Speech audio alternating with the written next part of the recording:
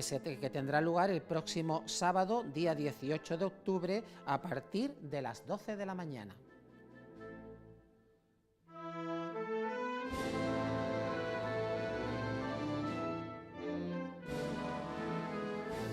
La Cofradía del Dulce Nombre inaugurará mañana, día 14 de octubre, en el Museo de la Semana Santa Jesús Castellanos, la muestra Negaciones 4.0, una experiencia sensitiva que se suma a los actos del 25 aniversario de la bendición del Señor de la Soledad y que permanecerá abierta hasta el próximo 15 de noviembre.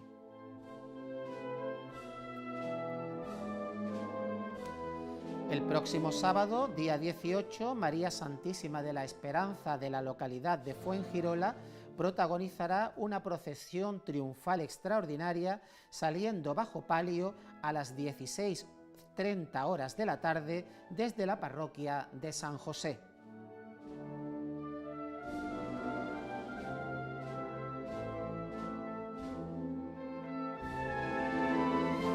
Y por último, durante los días 15, 16 y 17 de octubre tendrá lugar el triduo en honor de Nuestra Señora de la Soledad de San Pablo, culminando el día 18 con una solemne Eucaristía y posterior besamanos de la Dolorosa, ampliado hasta la jornada del próximo domingo.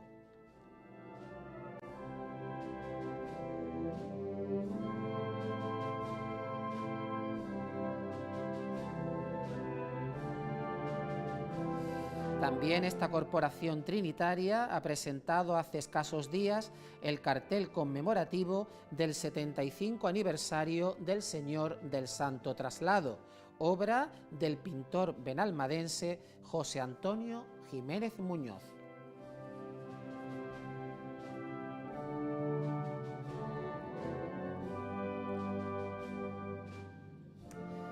Y pasando a los contenidos del programa de hoy, nos visita en nuestro plató de Sentir Cofrade Vicente Gallardo, albacea general de la Hermandad de Nuestra Señora de los Dolores del Puerto de la Torre, para hablarnos sobre el segundo encuentro de la Juventud Cofrade.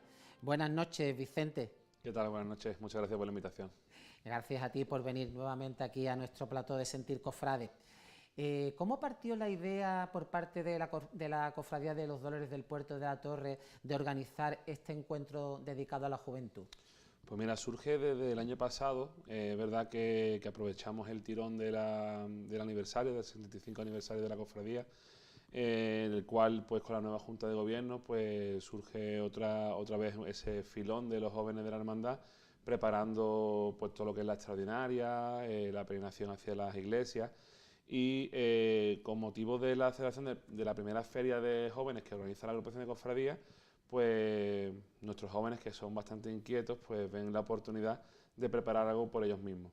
Y se preparó el año pasado por estas fechas, por eso también la celebración del segundo encuentro, ahora este próximo sábado. Pues la verdad que salió bastante bien.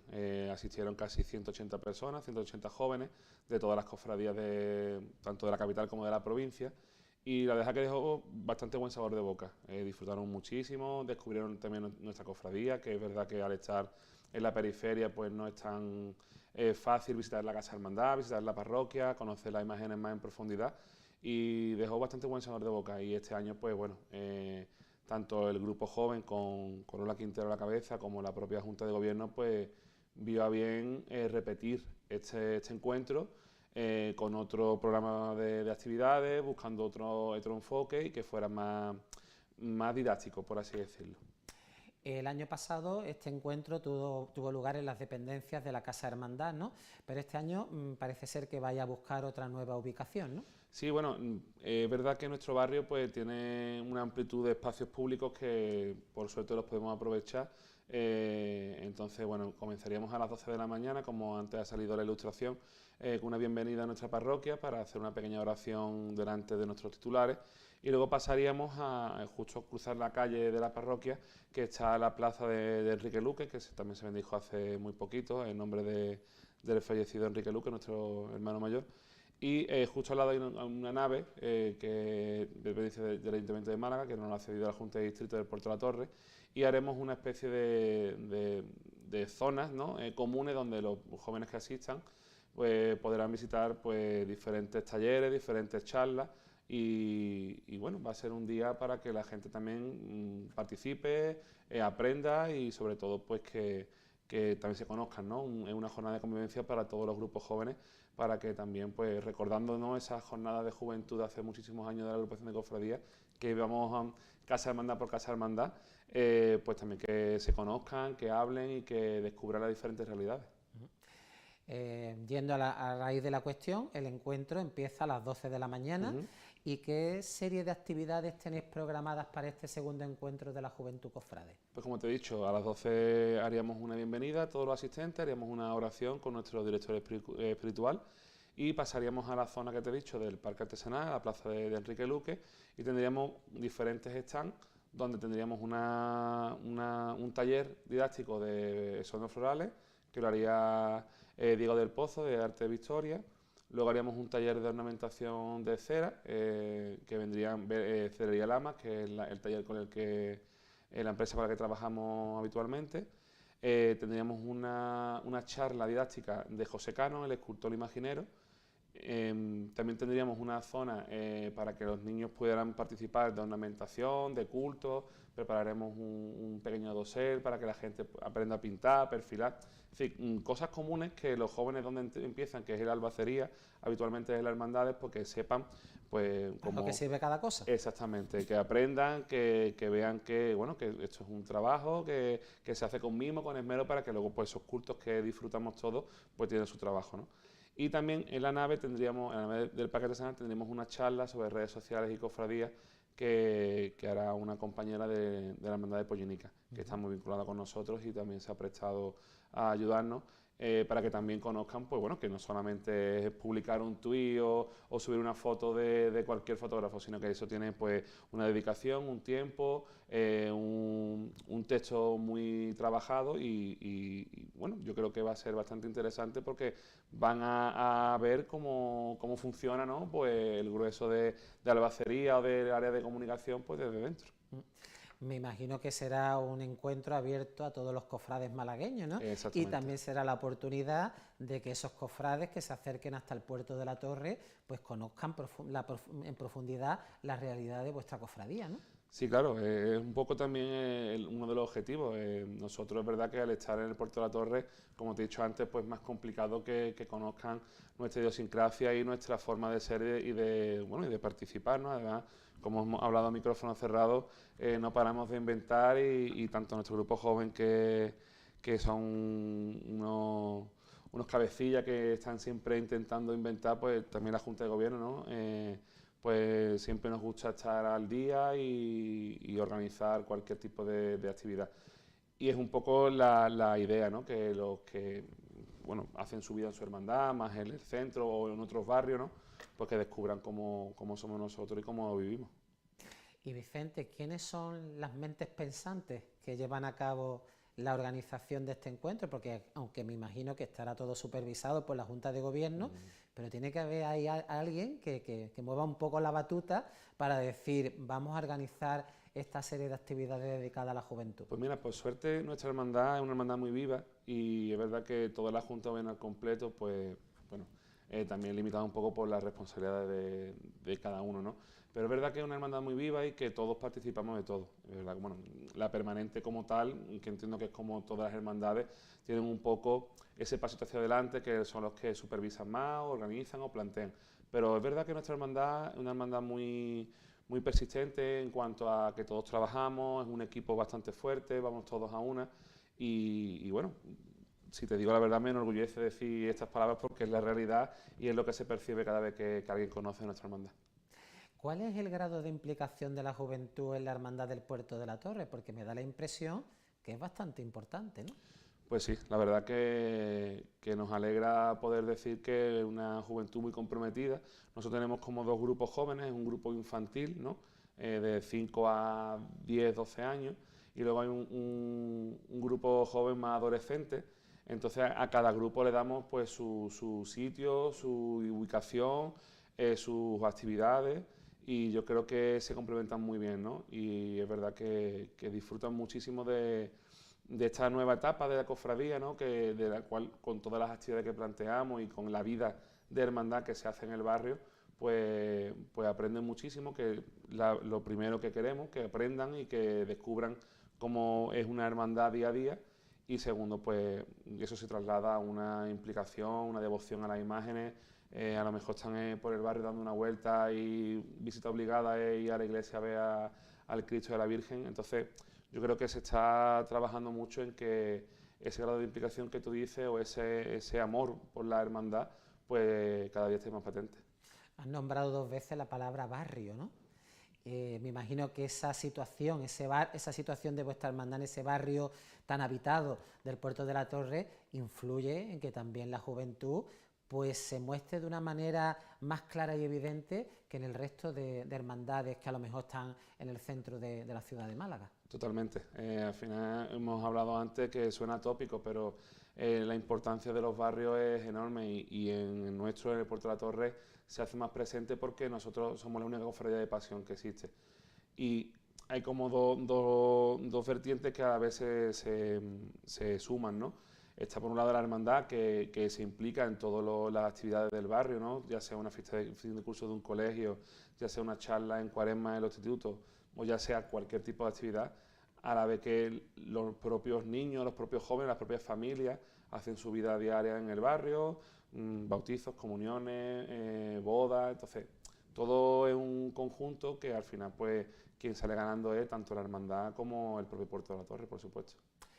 Para la Málaga Cofrade, yo creo que la punta de lanza de ese conocimiento de la importancia del grupo joven de la Hermandad del Puerto de la Torre se dio en la procesión extraordinaria del 75 aniversario, cuando vuestros titulares pues bajaron hasta el centro de la ciudad y el pueblo de Málaga pudo comprobar cómo esa juventud se había movido para organizar esa serie de actividades que la verdad llamaron profundamente la atención. Sí, bueno, como te he comentado antes, el grupo joven surge desde la nueva Junta de Gobierno, encabezada por Antonio de la Rubia, y verdad que uno de los objetivos era reanimar y potenciar mucho la juventud de nuestra hermandad. Y dio la circunstancia que aprovechamos el tirón de los preparativos y de la propia vivencia de la sede extraordinaria para invitar a los jóvenes a que participaran, ¿no? De pintar banderolas, de los propios corazones, ¿no? Que tú comentas, esa iniciativa tan bonita, y muchas preparaciones más que preparamos.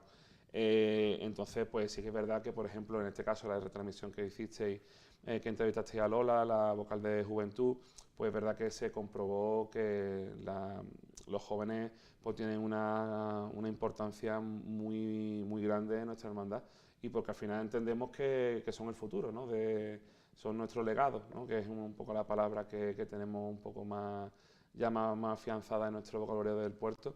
Es nuestro legado y nuestro futuro, entonces pues entendemos que tenemos que darle su sitio.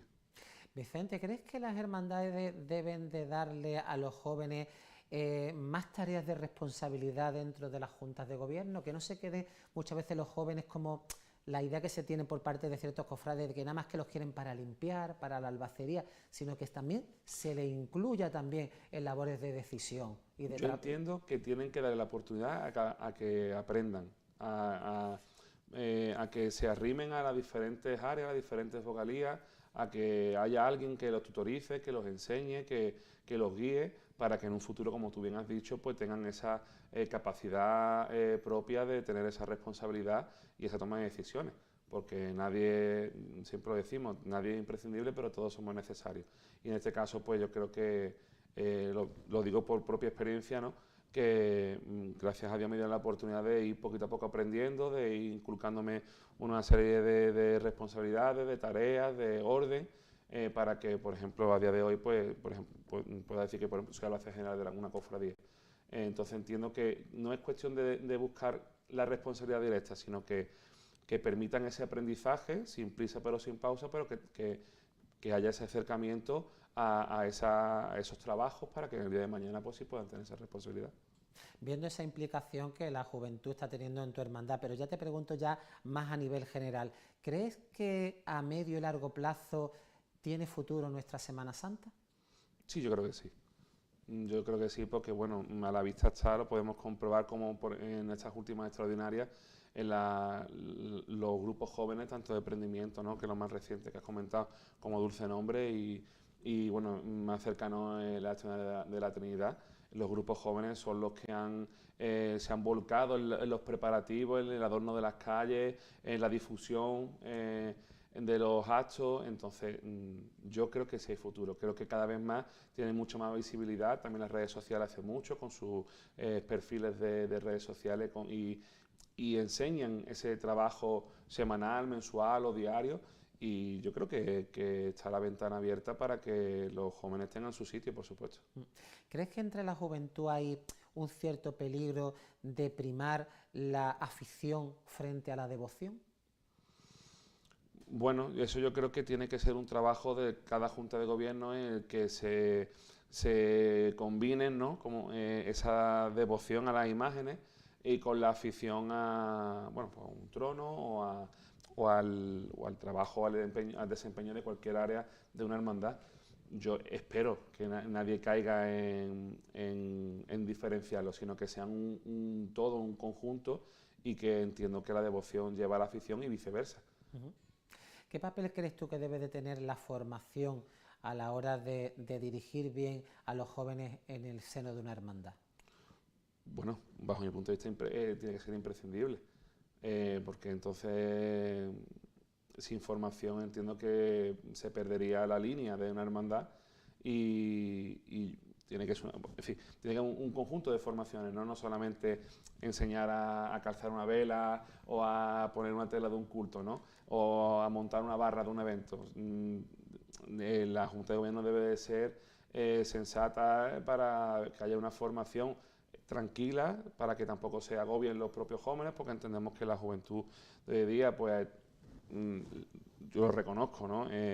No podemos agobiarlos tampoco, ni machacarlos en ideas y en conceptos, pero sí que ellos sean los propios que se animen a formarse, no solamente a nivel cofrade, sino también a nivel católico y dentro de las ideas de la parroquia y de la cofradía a nivel litúrgico, por supuesto. Y en ese sentido, ¿cuál es la implicación que hay entre cofradía y parroquia ahí en el Puerto de la Torre? Pues gracias a Dios, a día de hoy es maravillosa. Nuestro director espiritual, José Luis Pastor, tenemos la gran suerte de que está volcado con la hermandad. La hermandad está volcada con la parroquia. Somos, bueno, al final la comunidad parroquial, que de la que formamos parte, pues creo que funciona bastante bien. Todas las áreas, ¿no? de todas las partes implicadas de la comunidad parroquial pues están muy vinculadas con la parroquia. Somos muy responsables a la hora de poner nuestro granito de arena. Quizás pues hay áreas más implicadas en la liturgia, en las misas, en las oraciones, y nosotros pues estamos más implicados en otro tipo de contenido en la parroquia, pero entendemos que bueno, cuando nos tocan las misas, los cultos o el preparar cualquier cosa, pues la cofradía está ahí la primera, por supuesto. ¿Cuál crees tú, Vicente, que es el banderín de enganche para que un joven quiera integrarse en una cofradía? ¿Qué hay que le motive para integrarse? Bueno, pues hay diferentes ingredientes. Más allá del trono, ¿no? De la afición al trono, la afición a la música, la afición a lo que es el mundo cofrade en general, ¿no? Pues yo creo que las propias amistades, ¿no? Todos hemos empezado gracias a una familia o a unos amigos, entonces, pues en este caso en nuestro barrio, en el Puerto de la Torre, pues entre familias y amistades se suman para que siempre participen. Ingredientes para que se sumen, pues yo creo que al final es el trabajo bien hecho, ¿no? La apertura, ¿no? de puertas, de vivencias. Nosotros somos una cofradía muy abierta en todos los aspectos, en que cualquier cosa que hagamos, los hermanos y los vecinos están invitados, como el Vía Crucis, que es la bajada del Señor, el lunes antes del Viernes de Dolores, el traslado, el enciendo de velas, que todo lo que hacemos está abierto a nuestros hermanos y a nuestros vecinos. Entonces, entiendo que con esa apertura y esa manera de acercarnos, pues creo que al final pues se pueden enganchar. Me da la impresión como que la cofradía del Puerto de la Torre es una gran familia, ¿no? Totalmente, es una buena definición. Sí. Consideramos que tiene que serlo así. que tiene que dar cabida a todo el mundo, y lo poco o lo mucho que puedas aportar, pues agradecido y que se sientan como en casa. Por supuesto que sí. Y ya pasando al terreno propiamente dicho de vuestra corporación, ¿qué proyectos tenéis en mente de aquí a los próximos años?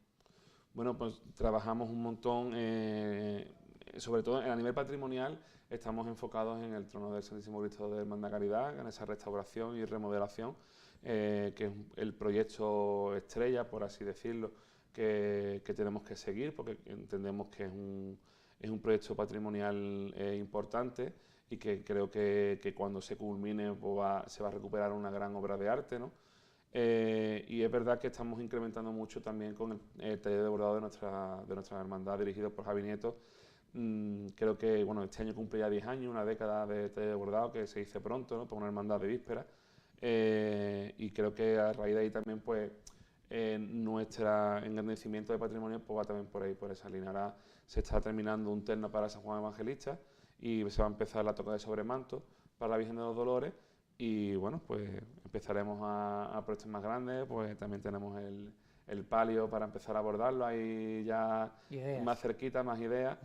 Pero bueno, la idea es engrandecer tanto el patrimonio a nivel de procesión, que poquito a poco lo vamos engrandeciendo, y el trono del Cristo, que es lo más prioritario a nivel proyecto grueso, ¿no?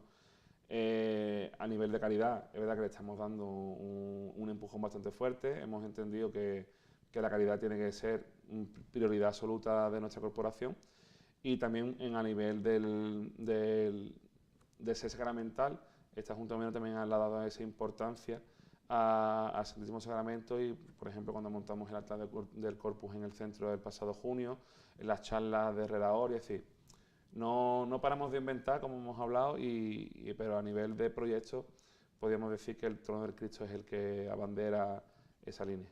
Y ya para finalizar, Vicente, ¿cómo animarías a los cofrades y al pueblo de Málaga a que asistan a esa segunda jornada dedicadas a la juventud cofrade? Bueno, yo los invito a que asistan, en el sentido de que van a pasar una jornada bastante divertida, van a aprender muchísimo, son conceptos que siempre lo tenemos en mente y que quizá nadie se puede parar a enseñar por las prisas, ¿no? por las coyunturas del día a día.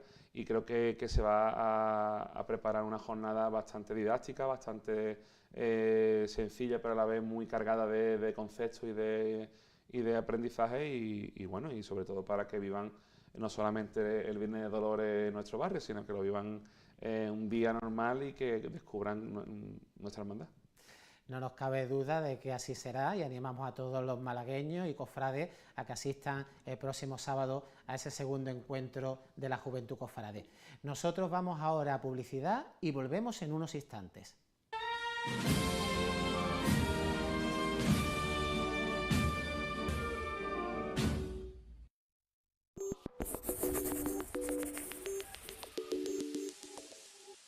Fue una de las estrellas más queridas de la serie que conquistó al mundo entero. Es la persona más graciosa del mundo. Planeta. La fama lo devoró, pero logró recuperarse. Ahora estoy genial, estoy muy bien. Y entonces llegó su final. Habían hallado muerto a Matthew Perry. ¿Cómo pudo pasar? Le suministraron grandes cantidades de ketamina. Y lo más importante, ¿quién hizo que pasara? ¿Cómo obtuvo la ketamina? Matthew Perry, la tragedia. Solo en Crime.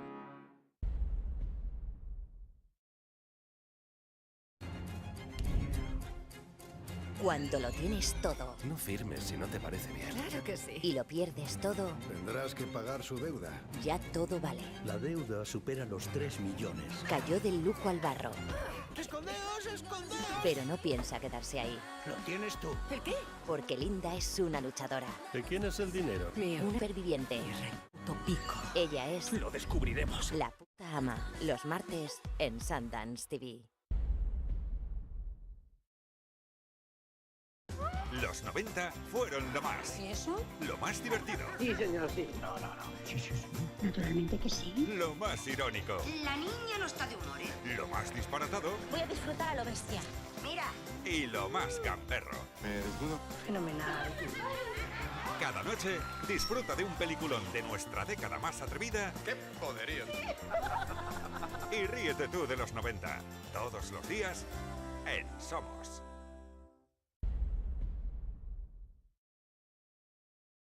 Cuando nuestra imaginación va más allá de la ciencia, entramos en el terreno de la ciencia ficción. El lugar donde los sueños se expanden sin límites, como el propio universo. Lo cambió todo. TCM presenta una serie documental que hace un recorrido por las películas que viajaron al futuro y de él nos trajeron el amor a lo desconocido. Son los visionarios de la ciencia ficción y han soñado muchas cosas icónicas. En busca del futuro. Del lunes 20 al sábado 25 a partir de las 11:20 en TCM.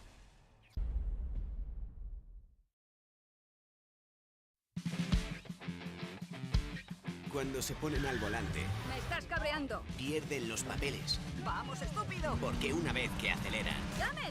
¡Te voy a pegar un tiro! son incapaces de echar el freno. Se pasan siempre de la raya. ¡Pedazo de idiota! Y chocan con todos los que se les cruzan por delante. Agárrate, que vienen curvas. ¡Dios! Furia al volante. Los jueves, solo en Break.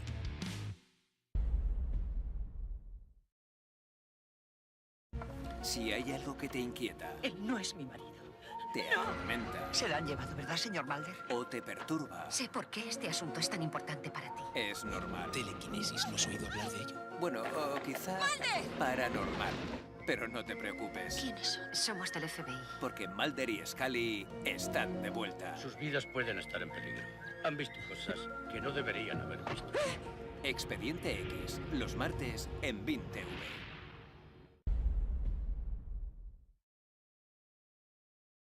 En asistencia legal a menores proporcionamos ayuda legal a niños que están en peligro. Este no es mi mundo. ¿Qué es lo que debo hacer? Mejorar la vida de los niños. De lunes a viernes por las mañanas. Aquí no hay segundas oportunidades. Si la cagas con un niño del que han abusado, no lo podrás arreglar. El Guardián, doble episodio en AXN.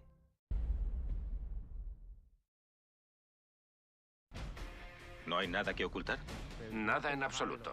Nuestra historia reciente está repleta de secretos del más alto nivel. Los gobiernos han hecho cosas extrañas en nombre de los intereses nacionales. Bombas nucleares que no llegaron a explotar. La excavación de un túnel espía en Berlín o el robo de un MiG-21 a los soviéticos son ahora íntegramente revelados. Expedientes desclasificados con David Duchovny. Solo en Canal Historia. Del exilio de Napoleón a un ordenador cuántico capaz de predecir el futuro. O de la peluca de Luis XIV a una máquina que fabrica molecularmente cualquier cosa. Esta serie trata sobre el cambio de las cosas y sobre cómo el futuro se está construyendo con cada una de nuestras acciones. Cada pieza impulsa a la siguiente y ahora estamos ante una que puede cambiar por completo a la humanidad. Conexiones de la ciencia. Solo en Odisea. Locos por la ciencia.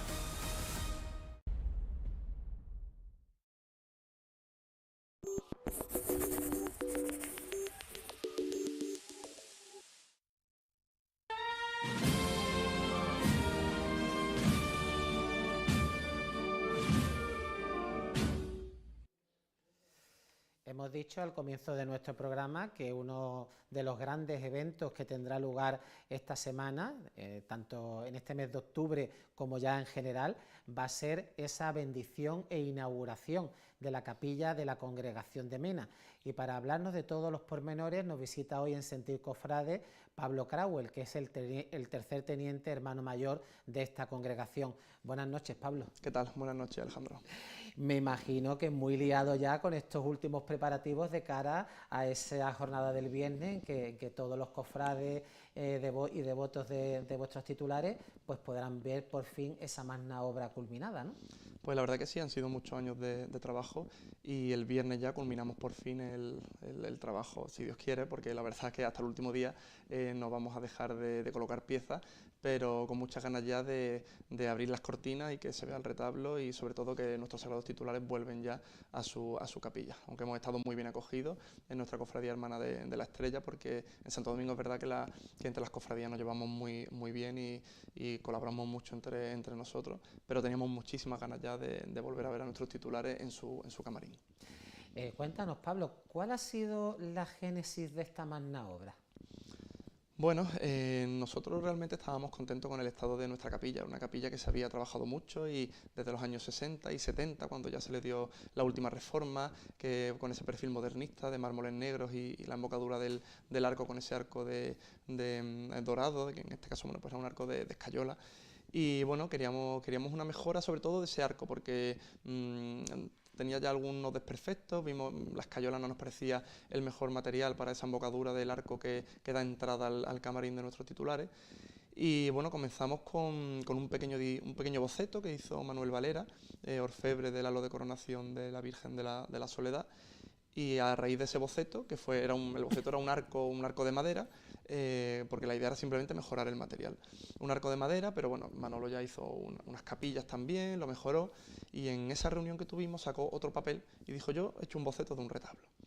Y bueno, era un retablo con algunas líneas clásicas, no muy definido, pero sí es verdad que dijo: yo creo que la congregación de Mena, esta capilla, es un retablo, sobre todo recuperar su retablo, pues le iría como anillo al dedo. Y nos pusimos mano a la obra a trabajar y a buscar diseño. Entonces, Manuel Valera fue un poco el que dio la primera idea, y me imagino que barajaríais varios diseños, ¿no?, hasta alcanzar el definitivo, ¿no? Claro, a raíz de ahí nosotros pedimos dos diseños. Un primer diseño se lo pedimos a Daniel Ibáñez, hijo de Antonio Ibáñez Vallés, que talló el trono de la Virgen de la Soledad, y un segundo diseño a Manuel Toledano, aquí en Málaga, porque bueno, a Manolo siempre hay que tenerlo en cuenta, ¿no?, porque es uno de esos genios de la talla. Y bueno, pues a raíz de estos dos diseños recibimos un diseño de Daniel Ibáñez, de Manolo recibimos un primer boceto, quería ver un poco qué nos parecía su idea, y bueno, pues a raíz de ese diseño, de esos dos diseños, nos ponemos a trabajar. Pero entramos para la aprobación de cualquier proyecto de la Delegación de Cultura, al ser el Templo de Santo Domingo, la parroquia de Santo Domingo, al ser un monumento bien de interés cultural, ¿no? Está declarado como bien de interés cultural, y bueno, pues en este caso desde la Delegación de Cultura nos dicen que para recuperar el retablo tiene que ser lo más fidedigno a la obra original. O en todo caso una obra rompedora moderna correspondiente al siglo XXI. Si tú pones allí 200 hierros retorcidos con 4 cosas, pues también te lo permiten, porque corresponde al momento artístico que te encuentras. Pero tú no puedes hacer una creación barroca propia en un bien de interés cultural, porque puede llevar a la confusión de que esa obra estuviera o no allí. Entonces, bueno, las fotos que teníamos antiguas del retablo eran fotos con los tronos delante de los titulares, no muy bien definidas, pero sí se podían sacar las líneas generales. Este diseño que se ve ahora, este es el boceto este es el de Daniel Ibáñez, y el anterior que hemos visto era el de Manuel Toledano. El de Manuel Toledano. La Junta, bueno, pues nos dice que no a ninguno de los dos, ni al boceto de Toledano, no aceptaron ninguno de los dos, ni al diseño, no, porque simplemente había que recuperar las líneas. Entonces, bueno, a raíz de ahí la congregación decide que sea Daniel Ibáñez el que continúe con el proyecto, y a partir de ahí llegamos a este diseño que estamos viendo ahora, que sigue las líneas del original, y después de varios cambios es el que conseguimos que apruebe la Delegación de Cultura de la Junta de Andalucía. Y nos ponemos a trabajar mano a la obra. Muchas veces da la impresión de que en la declaración de los templos de nuestra ciudad como BIC, más que beneficiar, entorpece, ¿no?, a la hora de hacer un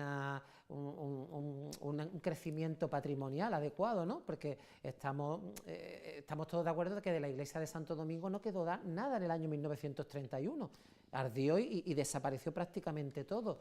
Si una corporación, como es el caso de la Congregación de Mena, pues decide hacer un retablo para enaltecer ese espacio cultural, muchas veces creo que la administración pone excesivas pegas, ¿no?, a la hora de de que se puedan hacer este tipo de proyectos, ¿no? Claro, por ejemplo, todos conocemos la iglesia del Carmen de Antequera perfectamente, como de los retablos, lo conserva absolutamente todo. Pues tiene exactamente la misma declaración que la parroquia de Santo Domingo de Málaga, que no tiene comparable. Absolutamente nada. No es comparable. Yo entiendo que debe haber un control, por supuesto, porque puede llegar cualquiera y en fin. Pero dentro de ese control, valorar de forma independiente cada templo, dependiendo de las circunstancias características. Y en este caso, el templo de Santo Domingo, bueno, pues yo creo que debería haber un poquito más de permisibilidad a la hora de las iniciativas privadas de las cofradías de mejorar sus capillas. Pablo, ya nos has comentado cuál es el proyecto resultante, ¿no? Y ¿quiénes son entonces los artífices con los cuales ha contado la congregación para culminar esta gran obra? Bueno, pues como te decía, la talla ha correspondido a Daniel Ibáñez Vallés, que es su hijo de Antonio Ibáñez, que talló el trono de Nuestra Señora de la Soledad, y sobre todo se caracteriza por una talla muy valiente, con muchísimo volumen, y la verdad que yo siempre lo digo que son unos genios de la talla en madera, y este viernes creo que lo podremos comprobar. En cuanto al dorado, nos hemos quedado en Málaga con Alberto Verdugo Trujillo, y que están haciendo un trabajo excepcional. Además, Alberto ha sido como la última cofradía del día, que se traga todos los retrasos de las demás, pues lo mismo. Ha sido el que va a contrarreloj para poder terminar el trabajo. Después, en el campo de la imaginería, hemos querido contar con dos escultores distintos.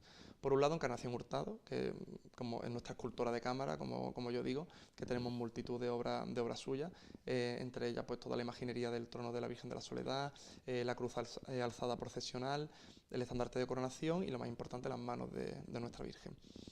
Y bueno, pues Encarna se suma aquí con cuatro ángeles para el ático del retablo, dos mancebos que portan la caña de Longino, con la esponja y la lanza de Longinos, y dos ángeles querubines con atributos a los titulares.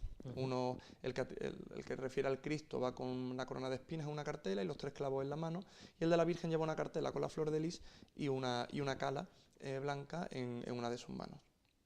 El resultado ha sido espectacular porque estas imágenes van a 7 metros de altura. Van aproximadamente a 7 metros de altura. Van muy altas, pero bueno, los ángeles son muy grandes y cuando ya lo hemos visto todo colocado sin el andamio, bueno, pues el resultado es el que esperábamos y no desmerece absolutamente nada a la obra de Encarna.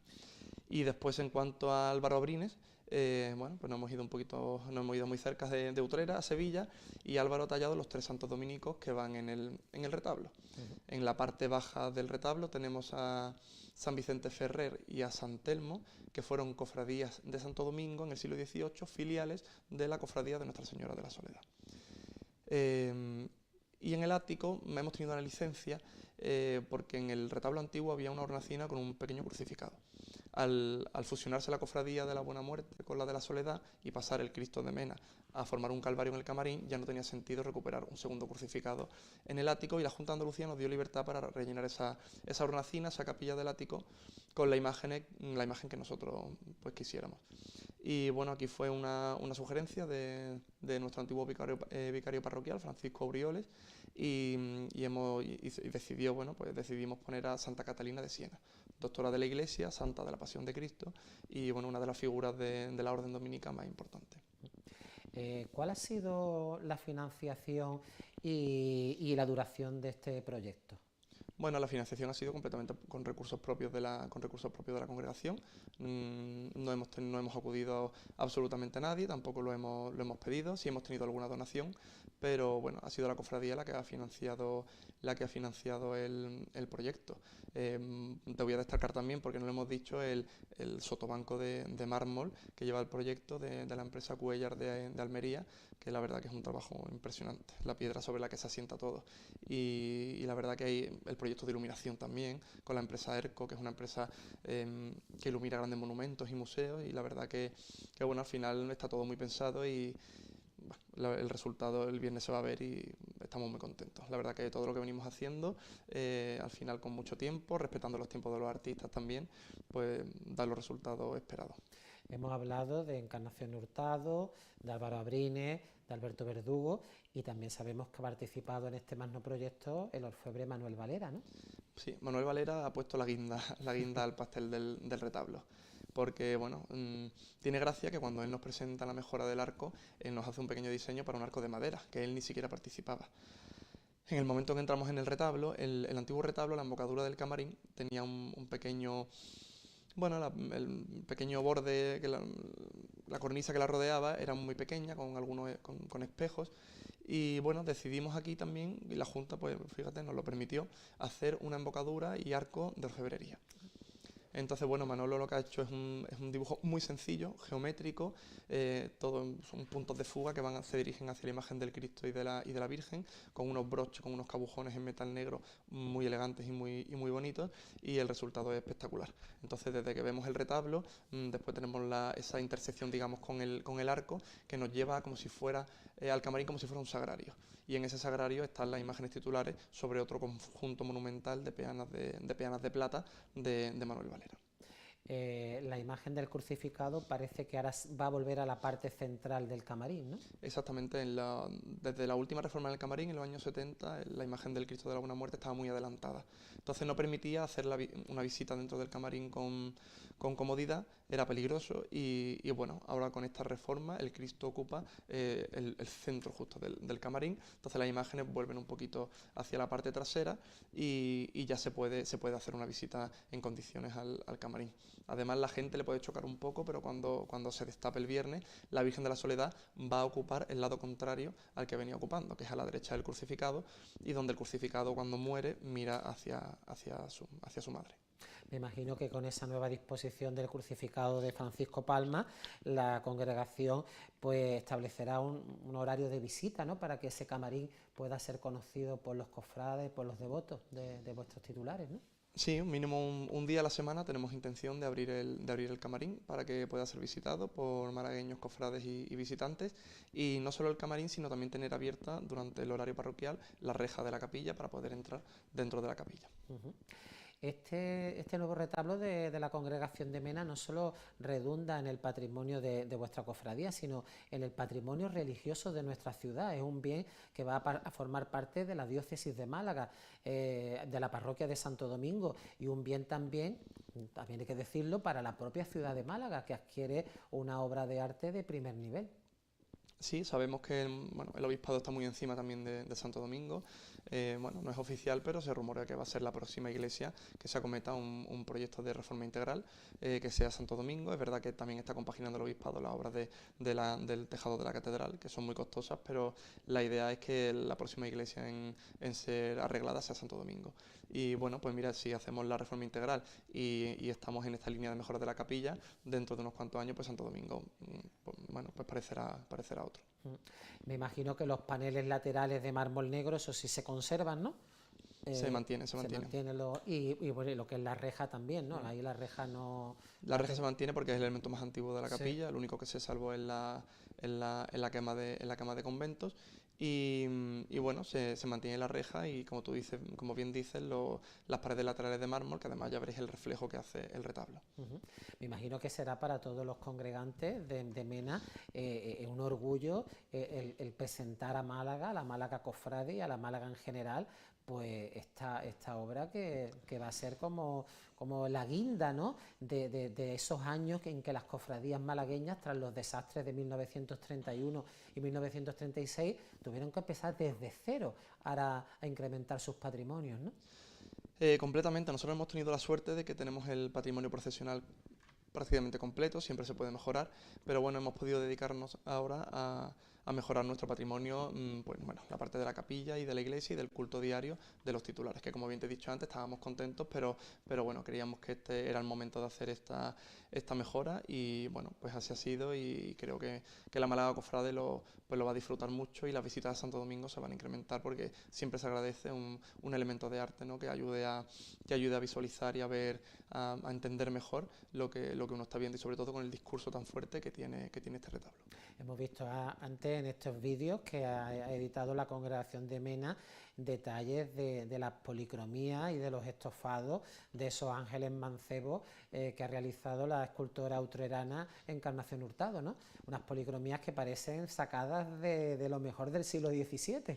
totalmente. Las personas que lo han visto, ¿no? Bueno, nosotros la verdad que yo soy aficionado, como yo digo, ¿no? Al lado de todos los entendidos y historiadores del arte, pero bueno, todos los que lo han visto, la verdad que siempre me dice lo mismo, dice, esto ya no se hace.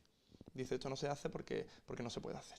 Y porque esto ya no daría dinero, no se puede tardar tanto tiempo en hacer una obra de forma artesana, porque esto no hay bolsillo, en fin, no hay artesano que lo aguante tampoco, porque entonces podría hacer muy pocas obras, que es lo que hace precisamente Encarnación. Y la verdad que hemos hecho unos buenos reportajes a nuestras imágenes, siempre agradecido al trabajo de Luisma, porque está siempre para la Estamos viendo detalles de la policromía, de esos ángeles, de los ropajes, de esos ángeles mancebos, de San Telmo. San Telmo, es que este es de Álvaro Abrines, ¿no? De Álvaro Abrines. Álvaro Abrines, la verdad que también lleva estofados, lo que pasa es que aquí hemos querido también ser un poquito más sobrio para que destaquen mucho los hábitos dominicos blancos y negros. Y además es muy curioso porque a cada santo le ha puesto el hábito de una forma completamente distinta, recogido por un lado, envuelto por otro, y la verdad que ha hecho un trabajo impresionante.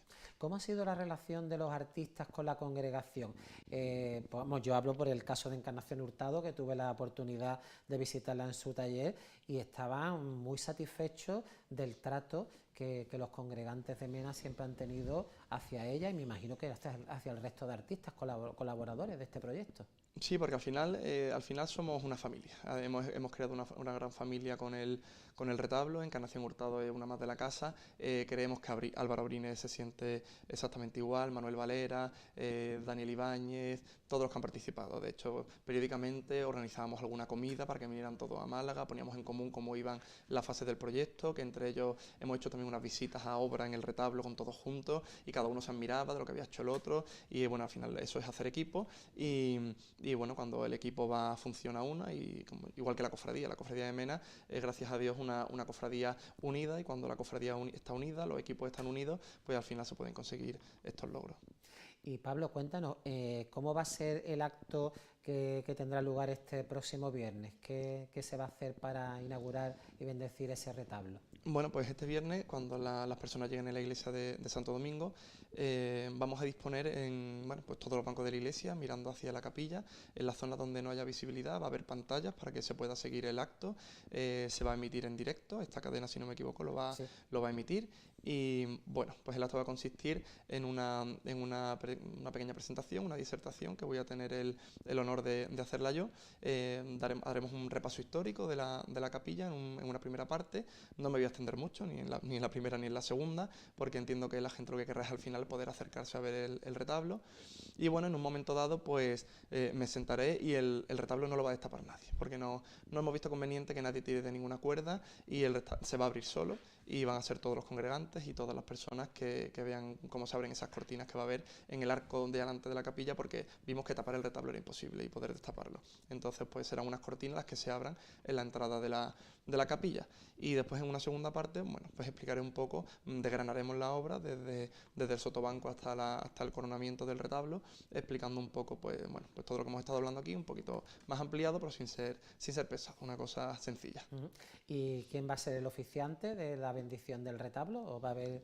Bueno, estamos todavía cerrando la bendición, porque no sabemos si la queremos hacer todavía con una misa posterior, o se hará el rito de la bendición dentro de la presentación el viernes. Estamos cerrando esos detalles con la persona que el obispo ha designado para venir a la presentación del retablo, que es el vicario para el laicado, Miguel Ángel Gamero, si no me equivoco. El delegado de patrimonio, ¿no? de la diócesis, ¿no? Y bueno, y muchos cofrades se preguntarán, después de esta magna obra, ¿qué le queda por hacer a la congregación de Mena? Pues muchísimo, porque tenemos muchos proyectos, y cuando salimos de un gran proyecto queremos entrar en el siguiente. Igualmente también nos vamos a centrar mucho ahora en todo lo que tenemos también, sobre todo el patrimonio procesional, porque Mena tiene un patrimonio procesional muy valioso. Quizás no son obras espectaculares, pero cuando, por ejemplo, yo siempre lo digo, cuando Mena sacaba su bocina y sus mazas, apenas las cofradías tenían bocinas ni mazas, porque son de los años 40. Entonces, bueno, tenemos mucho que restaurar, mucho que poner en valor todavía. El Museo de la Congregación, el edificio, necesita un nuevo proyecto de iluminación. Entonces, bueno, vamos a centrarnos en mejorar todas nuestras instalaciones, hacerlas más accesibles y más modernas para los tiempos que corren. ¿Hay idea de hacer una revisión del palio de la Virgen de la Soledad? Sí, es uno de los proyectos de Ramón en cuanto al nuevo hermano mayor, que juraremos Dios mediante la semana después del retablo. Vamos a revisar el palio de Nuestra Señora de la Soledad. El palio de la Virgen de la Soledad es uno de los palios más característicos y con más personalidad, y creo que no me equivoco si digo que de toda Andalucía, porque bueno, es un palio que tiene las bambalinas son curvas, excepto las esquinas en las ochavas, que realmente es un falso ochavado, porque las esquinas salen hacia afuera. Y bueno, este palio se hizo por los talleres de Fernández y Enrique entre el año 95 y el 2000, y bueno, en el año en que se hizo también el primitivo por Leopoldo Padilla, con el mismo diseño, nunca se llegó a terminar por dentro. Se hizo un salpicado de flores de lis y de estrellas, bueno, que era lo más sencillo, y se bordó profusamente por fuera. Nuestra idea es volver a bordar el palio una tercera vez, con las mejores técnicas posibles, porque si lo hacemos es para hacer el mejor palio posible para la Virgen. ¿Siguiendo la impronta del actual? ¿O la impronta del diseño, exactamente. Las bambalinas exteriores exactamente van a seguir el mismo diseño. Y en cuanto al interior, se va a mejorar. No va a ser un bordado profuso, va a seguir ese salpicado también de flores de lis y de estrellas, pero va a mejorar mucho en cuanto al diseño interior, sí se va a mejorar siguiendo la línea de los bordados exteriores. Muchos cofrades también se preguntan si la congregación tiene pensado también darle un futuro al antiguo manto procesional de Leopoldo Padilla. Bueno, el antiguo manto de momento está guardado. Exponerlo es muy complicado porque el manto mide 6,5 metros de largo, y bueno, pues no hay pared donde podamos colgar el manto. De momento no tenemos forma de exponerlo y no está en malas condiciones, tampoco está en unas condiciones... Lo pudimos ver en la salida extraordinaria de la Virgen de Dolores y Esperanza, y el pasado Domingo de Ramos que también lo llevó. Que también lo llevó. Nosotros lo cedemos con mucho gusto porque creemos que además le viene bien de vez en cuando que le dé un poco el aire al manto. Y bueno, pues de momento no sabemos exactamente, pero la idea no es no es reutilizar los bordados ni desmontarlos. Seguir conservándolo tal como está. Aunque no se pueda exponer, se va a conservar tal como está. Igual que el palio antiguo de Leopoldo Padilla lo tenemos perfectamente conservado también. Has hablado que vaya a tener ya la jura de cargos, ¿no? Una vez que se bendiga el retablo. La congregación ha querido esperar tener ese detalle con el actual hermano mayor, que ha sido el que ha gestado toda esta magna obra para que él sea como la conclusión de su mandato, ¿no? El poder bendecir ese retablo siendo todavía hermano mayor en funciones, ¿no? Sí, nosotros los plazos los teníamos muy claros con el retablo. El problema fue que para aprobar el diseño por parte de la Delegación de Cultura tuvimos un retraso de 10 meses. Entonces ese retraso ha sido el que ha imposibilitado que se pudiera presentar el retablo dentro del organigrama actual de elecciones que tenía la cofradía.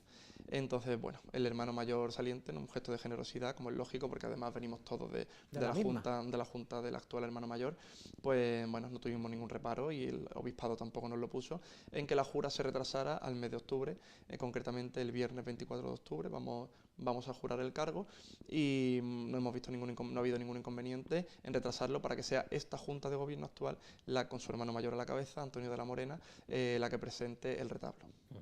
Y ya para finalizar, Pablo, ¿cómo invitarías al pueblo de Málaga y a los cofrades en general a que acudan este viernes allí a la parroquia de Santo Domingo a contemplar ese magno retablo que habéis realizado para vuestros titulares? Bueno, el viernes la parroquia abrirá sus puertas cuando finalice el primer día de culto a la Virgen de la Estrella. Organizaremos la presentación. Todo el que quiera acercarse va a ser puertas abiertas. Apenas se han reservado sitios para los artesanos y autoridades, porque queremos que este retablo ha sido obra de todos los congregantes, y bueno, vamos a intentar poner el máximo sitio disponible para que puedan verlo. Como te he comentado antes, vamos a llevar pantallas también para que se puedan seguir desde la zona donde no haya visibilidad, y bueno, desde esta casa también se va a retransmitir el acto. Entonces, bueno, yo invito a todo el mundo a venir, pero sobre todo quiero recordar, no voy a anunciar que el fin de semana, tanto el sábado como el domingo, vamos a tener jornada de puertas abiertas de la capilla para poder ver el retablo, que en próximos días anunciaremos en nuestras redes sociales. Pues será sin duda un auténtico deleite el contemplar a partir del próximo viernes ese nuevo retablo que Pablo Crauel nos ha detallado con todo lujo de detalle que ha ejecutado la Congregación de Mena. Muchísimas gracias, Pablo, y sin duda será todo un placer poder hacer esa retransmisión para todos los malagueños, para que contemplen cómo las cofradías malagueñas, aparte de su patrimonio procesional, también invierten en su patrimonio religioso. Muchas gracias y bueno, el viernes lo veremos. Muchas gracias. Nosotros vamos a ir unos instantes a publicidad y volvemos enseguida.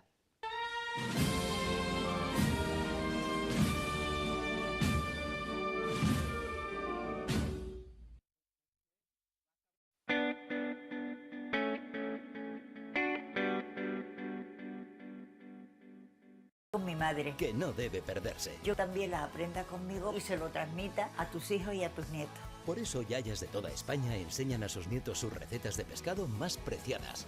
Ya mira qué rape más bueno. Y sus trucos más valiosos, porque saborear estos momentos con ellas no tiene precio. Wow. Cocino con mi abuela. Los lunes en Canal Cocina. Nos gusta el pescado. En Somos muy, pero que muy nuestros. Muy de nuestro cine y de nuestros actores. ¿Por ejemplo? Pues por ejemplo, somos muy de Paco, claro, muy de Concha y muy de... Oye, ¿dónde está? Estoy aquí donde los escabeches. Y muy de Gratita. De nuestras costumbres. Desde luego, desde luego. ¡Madre mía! De nuestras historias. ¡Mira la bonita! Y de nuestras obras maestras. Tú no sabes lo que chupa un hombre. Te deja la tierra seca. ¿Cómo lo voy a arrancar? Somos muy de nuestras canciones. De nuestro sentido del humor. Y sobre todo somos de nuestra forma única de entender la vida sin complejos. A tus marros. En somos tan nuestros como nuestro cine. Pregunte por ahí si quiere. Ya sabía yo que esto terminaría así.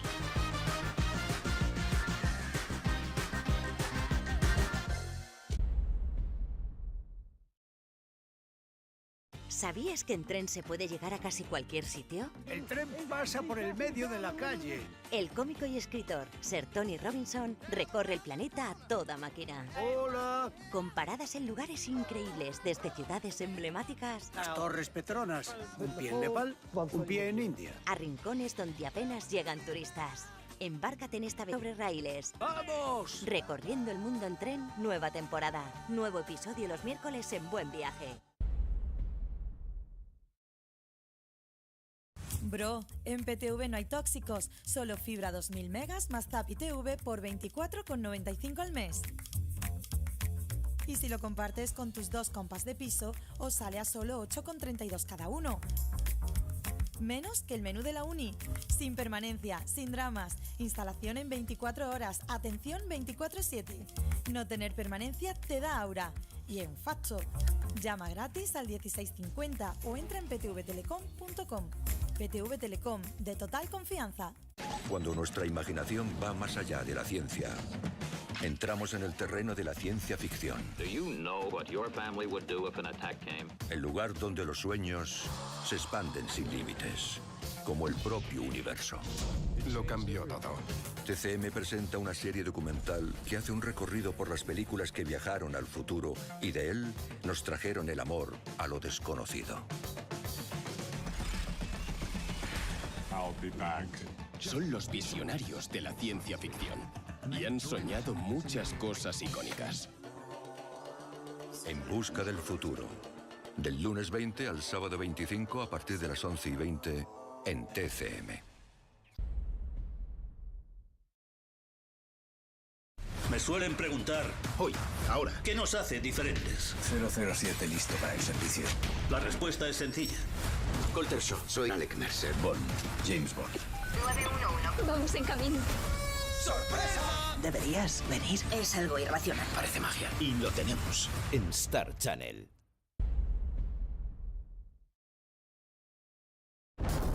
Con una mezcla altamente inflamable de hidrógeno y oxígeno solo hace falta una chispa. La versión oficial de los grandes enigmas de la historia nunca ha sido cuestionada. La teoría principal, un rayo. Hasta ahora. El ADN podría ser la clave. Gracias a la ciencia y al conocimiento experto, Hay más factores. Surgen nuevos datos inéditos hasta la fecha. Grandes misterios de la historia. Solo en Canal Historia.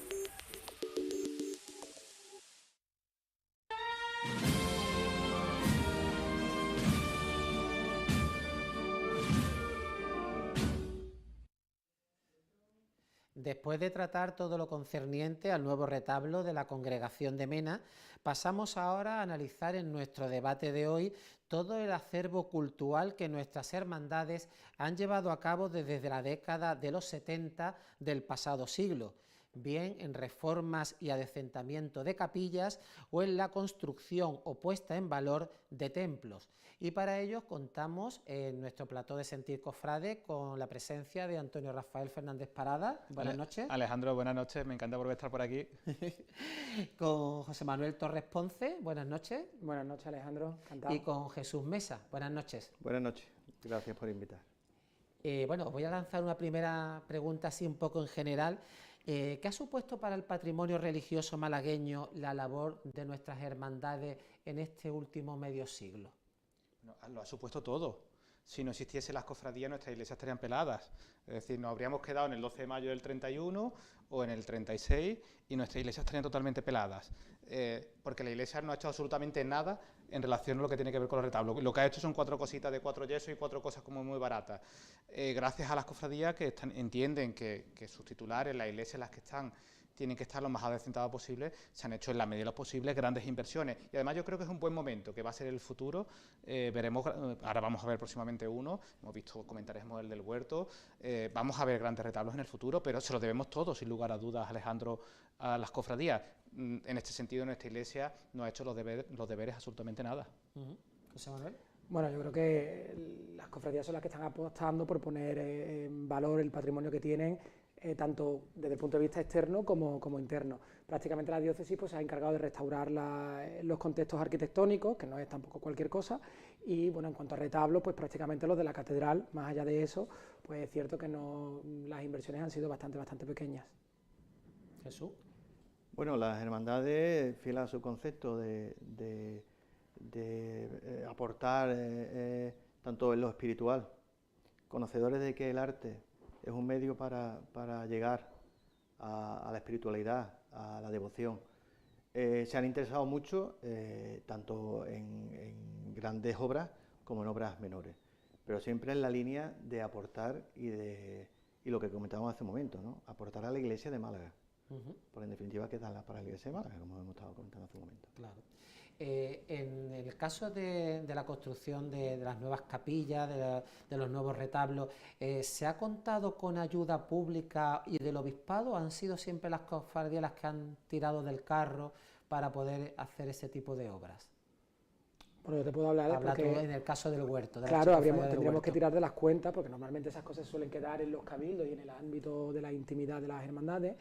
En el caso del huerto, bueno, pues una parte fue sufragada o ha sido sufragada por la archicofradía y otra, bueno, pues en aquel momento, en el año 95, la Junta de Andalucía daba una ayuda para restituir este tipo de patrimonio y la hermandad se acogió a eso y, bueno, hizo la peana del Señor y se llevó a cabo la ejecución del retablo. ¿Y Jesús, en el caso del oratorio de las penas? En el caso del oratorio, bueno, pues el espacio que cede el ayuntamiento, que además lo cede, bueno, pues por una serie de años, que es un importe importante que se ahorra la hermandad, pero que el ayuntamiento es conocedor de que lo que dinamiza la hermandad en ese entorno, a veces bastante deteriorado y demás, es una inversión fantástica, porque por una pequeña, o por el valor de un terreno y luego una pequeña asignación, que tampoco creamos que que es interesante que te ayuden con una cantidad, un porcentaje mínimo, pero saben que esa pequeña aportación le va a rentar a la ciudad muchísimo. Antonio, también hemos comprobado como en estos últimos años, sobre todo 20-25 años, también ha habido una serie de convenios entre el Obispado de Málaga y el Ayuntamiento, en el cual se han rehabilitado una gran cantidad de templos del centro histórico, ¿no?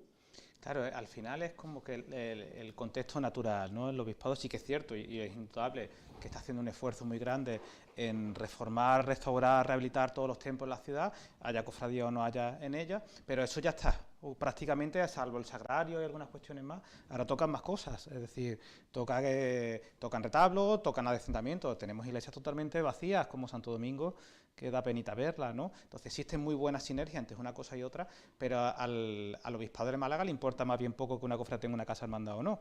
Eso es una realidad que está ahí. Esta realidad viene del Ayuntamiento de Málaga, que se ha preocupado desde hace bastante tiempo en que las cofradías tengan sus propias, por lo menos, espacios vitales, más allá de la parroquia o de la iglesia. Al obispado esto es un tema que le trae totalmente sin cuidado, ¿no?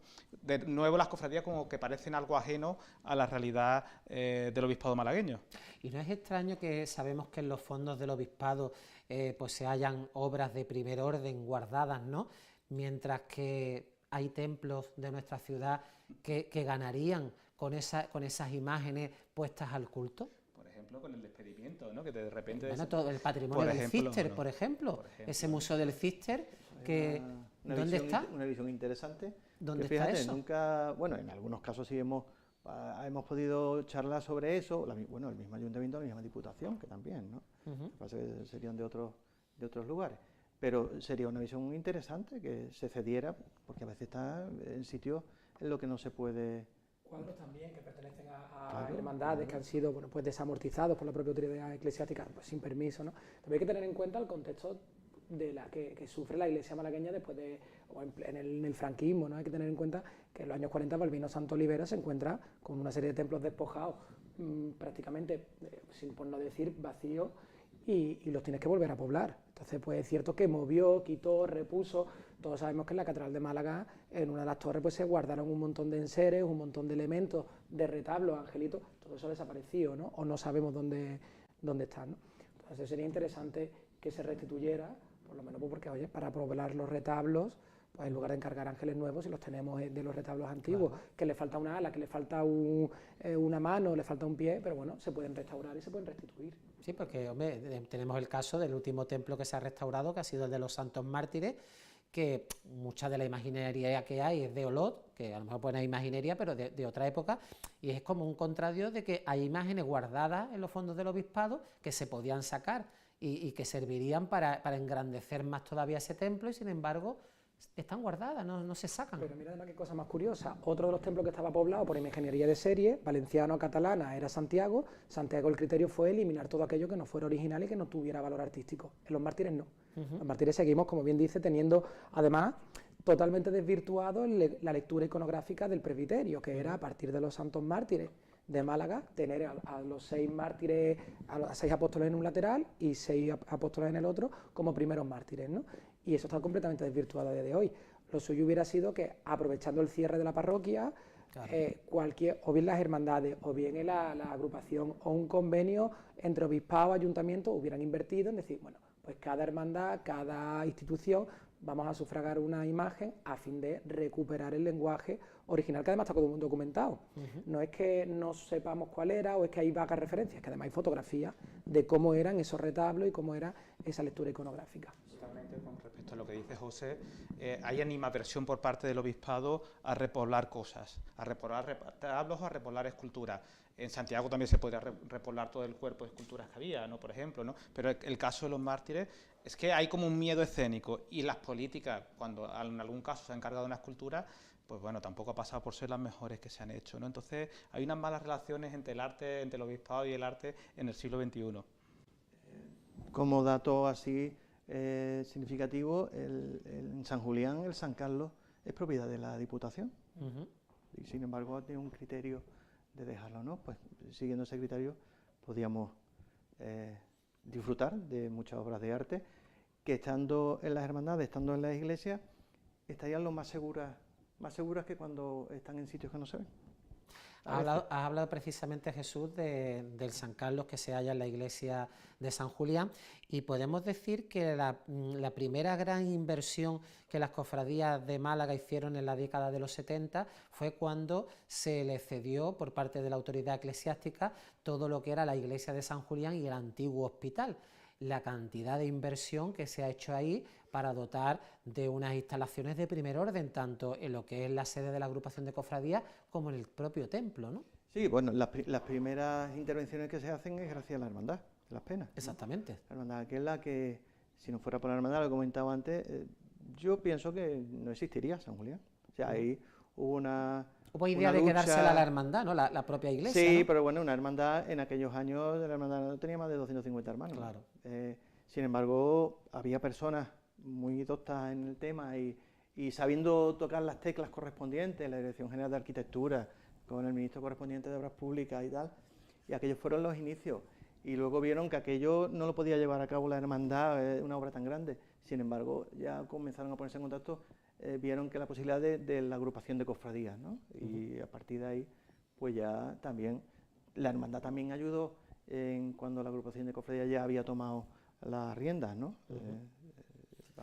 A tenor de San Julián ha sido una obra que se ha dilatado mucho en el tiempo, porque ha sido durante varias décadas hasta ver ese edificio pues totalmente restaurado y la iglesia, bueno, con el debe todavía de que la iglesia esté al culto, que eso es uno de los grandes debes que creo yo que tiene la agrupación de cofradías, ¿eh? Es que esa iglesia esté abierta, por lo menos, que tenga un horario de apertura. Pero bueno, por lo menos se ganó un gran patrimonio que si no hubiese sido, como ha dicho Jesús, por la Cofradía de las Penas, pues no tendríamos en la actualidad. Yo creo que uno de los pocos espacios que conserva la ciudad de Málaga del siglo XVII.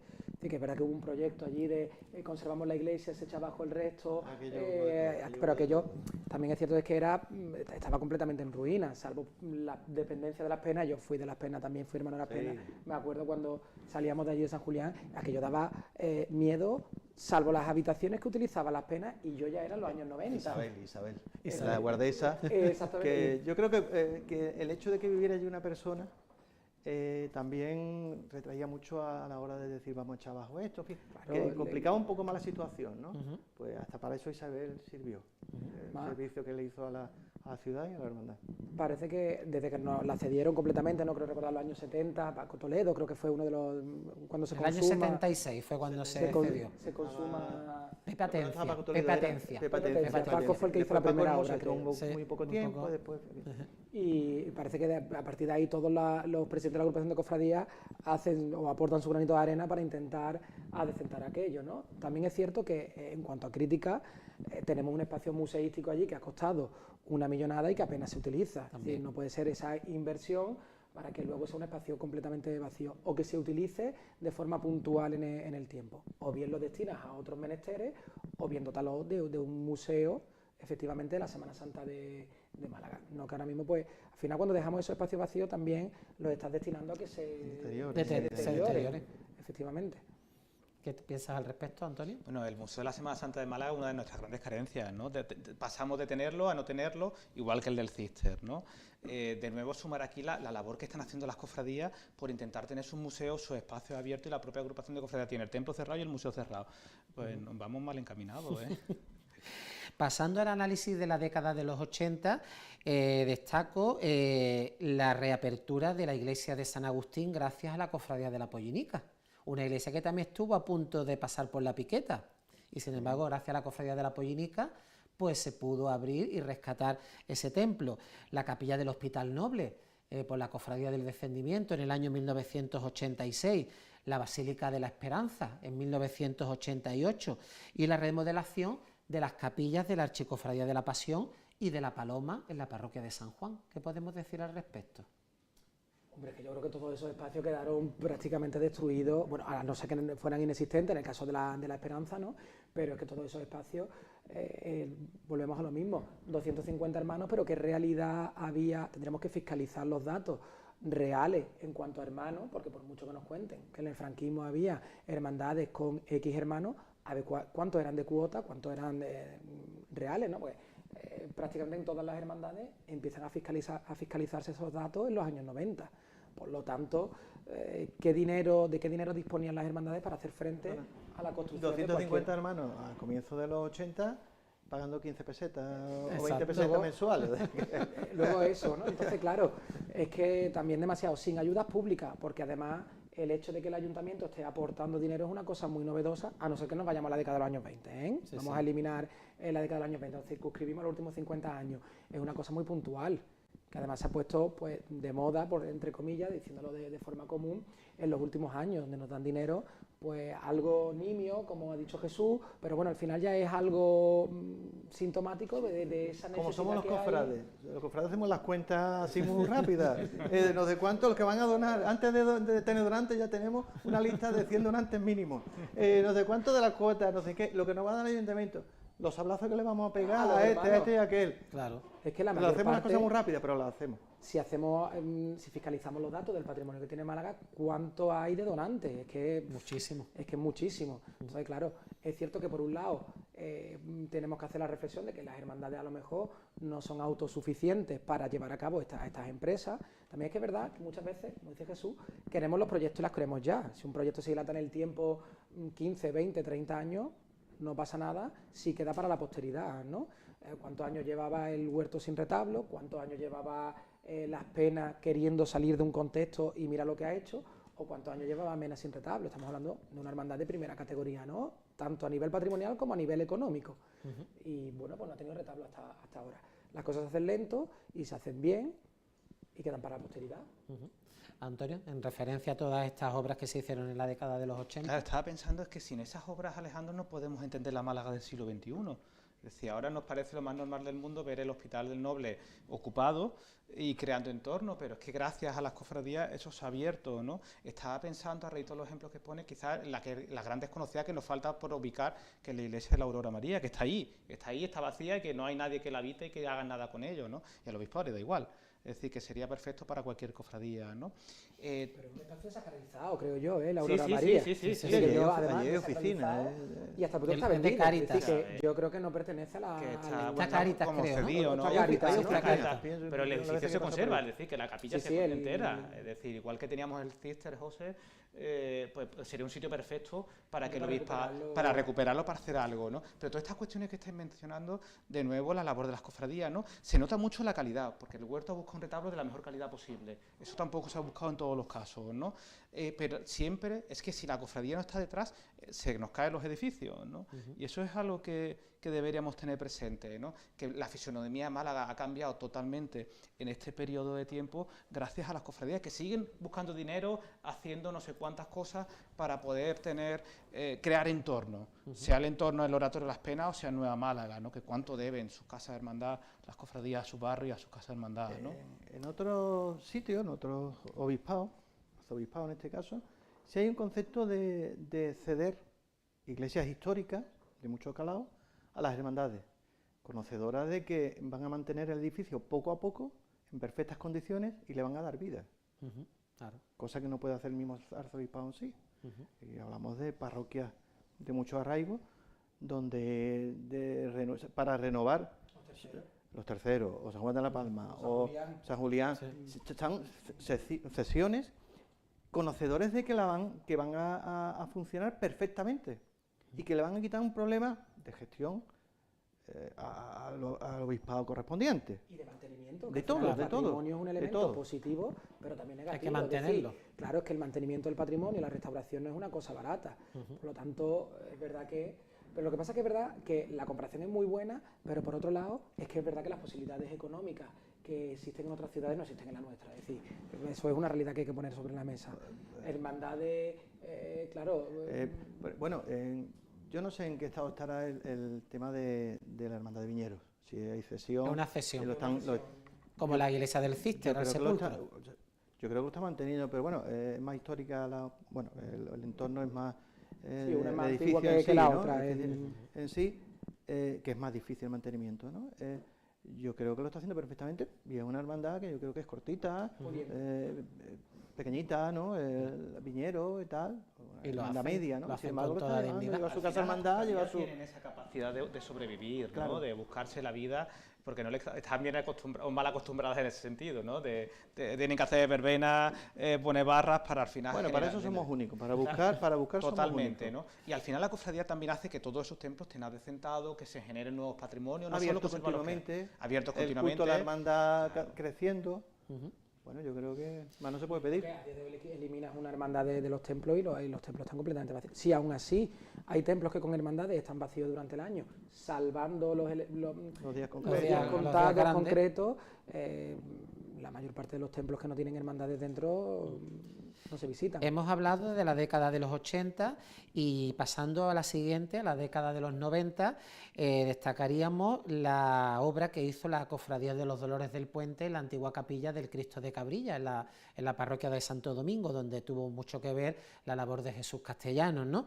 El nuevo templo de la Paloma en la plaza de San Francisco, que fue de 1996, la nueva capilla del Monte Calvario, que se hizo nueva una vez que se derribó la antigua, se levantó de nueva planta esa capilla del Monte Calvario, el comienzo del retablo de la Archicofradía del Huerto y también los Dolores de San Juan, que empezó también la restauración también de su capilla. ¿Qué podríamos decir de estos hitos que se sucedieron en la década de los 90? La Paloma fue la primera que también... Bueno, aquello de la Paloma fue algo excepcional, ¿no? Porque además irse a un espacio también...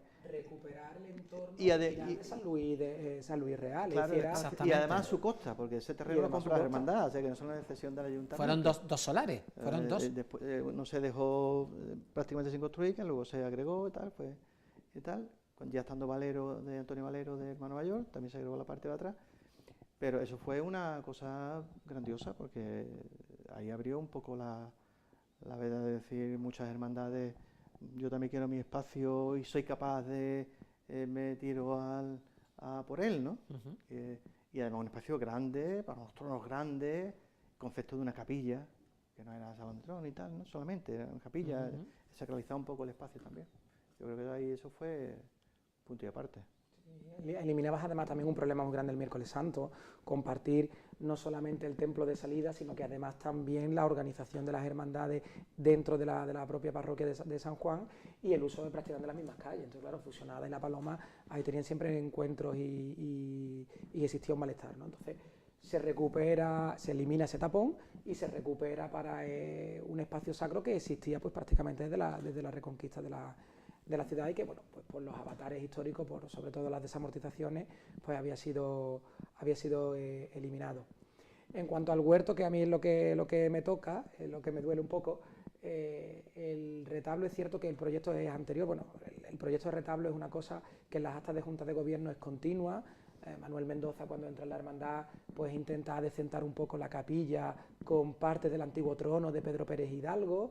Él se molestó muchísimo en que las imágenes se molestó y se sigue molestando, porque las imágenes estén adecentadas.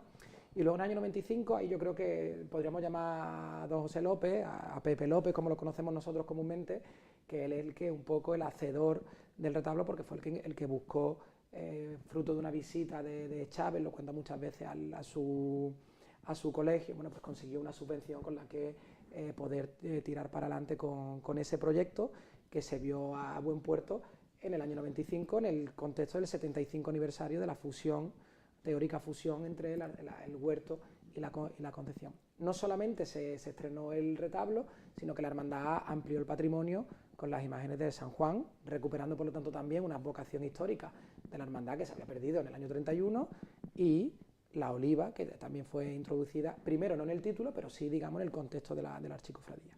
Ha dicho antes Jesús que la nueva capilla de la Paloma abrió esa puerta, ¿no? Nunca mejor dicho, ¿no? De que tronos grandes pudiesen salir de un espacio sacro, porque la Esperanza hizo su casa hermandad en la década de los 70, ¿no? Pues fue primero la casa hermandad y después fue la basílica, pero sin embargo no se pensó en que los tronos salieran de la basílica. Al contrario, incluso se le hizo una puerta muy pequeña, muy pequeña.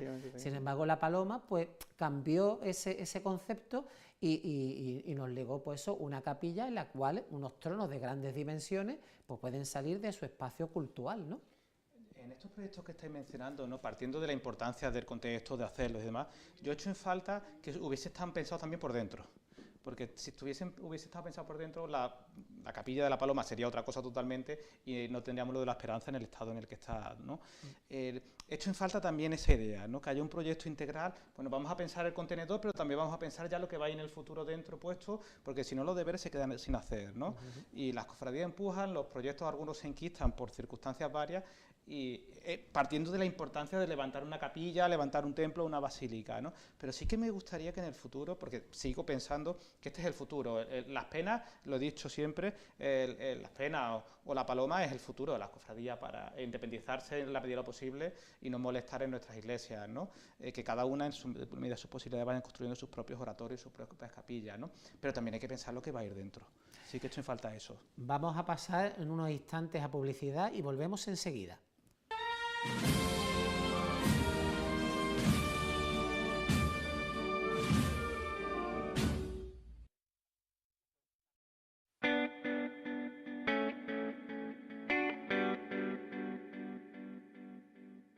No necesitan complicados robots de cocina. Vamos a hacer la pasta de ajo. Ni ir a grandes supermercados. Trucha son recién pescadas. Las zanahorias del huerto, recién cogidas. Ni copiar recetas a influencers. Unas sardinas escabechadas. Bacalao con trampa. Y hoy vamos a hacer rosquillas de anís. Porque tienen lo más importante. Los fuegos de leña son una maravilla. Los fogones tradicionales. De lunes a viernes en Canal Cocina. La comida nos une.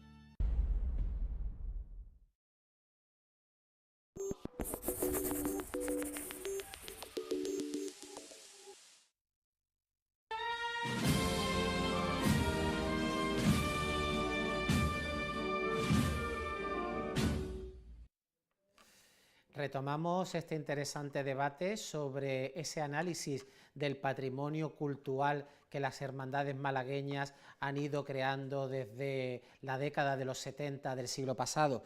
Y ya centrándonos ya propiamente en el siglo XXI, tendríamos que destacar pues los retablos nuevos que se hicieron en la parroquia de los Santos Mártires, el retablo de la Hermandad de Nuestra Señora de los Remedios y el de la Cofradía de la Columna. También la obra del retablo que se realizó en la parroquia de Nuestra Señora del Carmen. Como no, y ahora nos hablará Jesús Mesa de ello, el nuevo oratorio de Santa María Reina, ¿no? Se cedió la iglesia del Císter y la de las Catalinas a la Hermandad del Sepulcro y a la Hermandad de Viñeros. También la Hermandad de la Amargura Zamarrilla también hizo una importante obra de remodelación y restauración de su ermita de Zamarrilla, de la calle Mármoles. El Rescate y la Piedad también reformaron sus capillas, en este caso con menos afortunadas, ¿no? Y después también el Rico también adecentó su capilla, también con problemas que tuvo con la Junta de Andalucía, que eso también hablaremos, los problemas que muchas veces da la administración con la consideración de los templos como BIC, como bien de interés cultural. Después también tuvimos la desaparición de la capilla de la Sagrada Cena, de la estación Renfe, ¿no?, que desapareció también a comienzos del siglo XXI, ¿no? También el poco acierto que se tuvo también en la remodelación de la capilla del Santo Traslado y Nuestra Señora de la Soledad, una capilla que era extraña, ¿no?, que después se volvió a remodelar y tampoco ha quedado con un resultado agraciado, ¿no? Y después, ya como culminación, el remate que vamos a tener este próximo viernes con el retablo de la Congregación de Mena. También señalar que la Cofradía de la Salud y la del Dulce Nombre también crearon unos espacios culturales dignos tanto para la Virgen de la Salud como para los dos titulares de esta cofradía capuchinera. Como vemos, el siglo XXI ha sido pródigo, ¿no?, en actividades de este tipo por parte de nuestras cofradías. Y ya aprovechando que está aquí Jesús Mesa, que vivió muy de cerca todo lo que fue la creación de ese oratorio de Santa María Reina, pues me gustaría que contara a nuestros telespectadores cómo se gestó esa obra y cómo se pudo culminar, bueno, en un 45%, ¿no? Parece ser. Sí, es lo que hemos comentado hace un momento, está al 45%.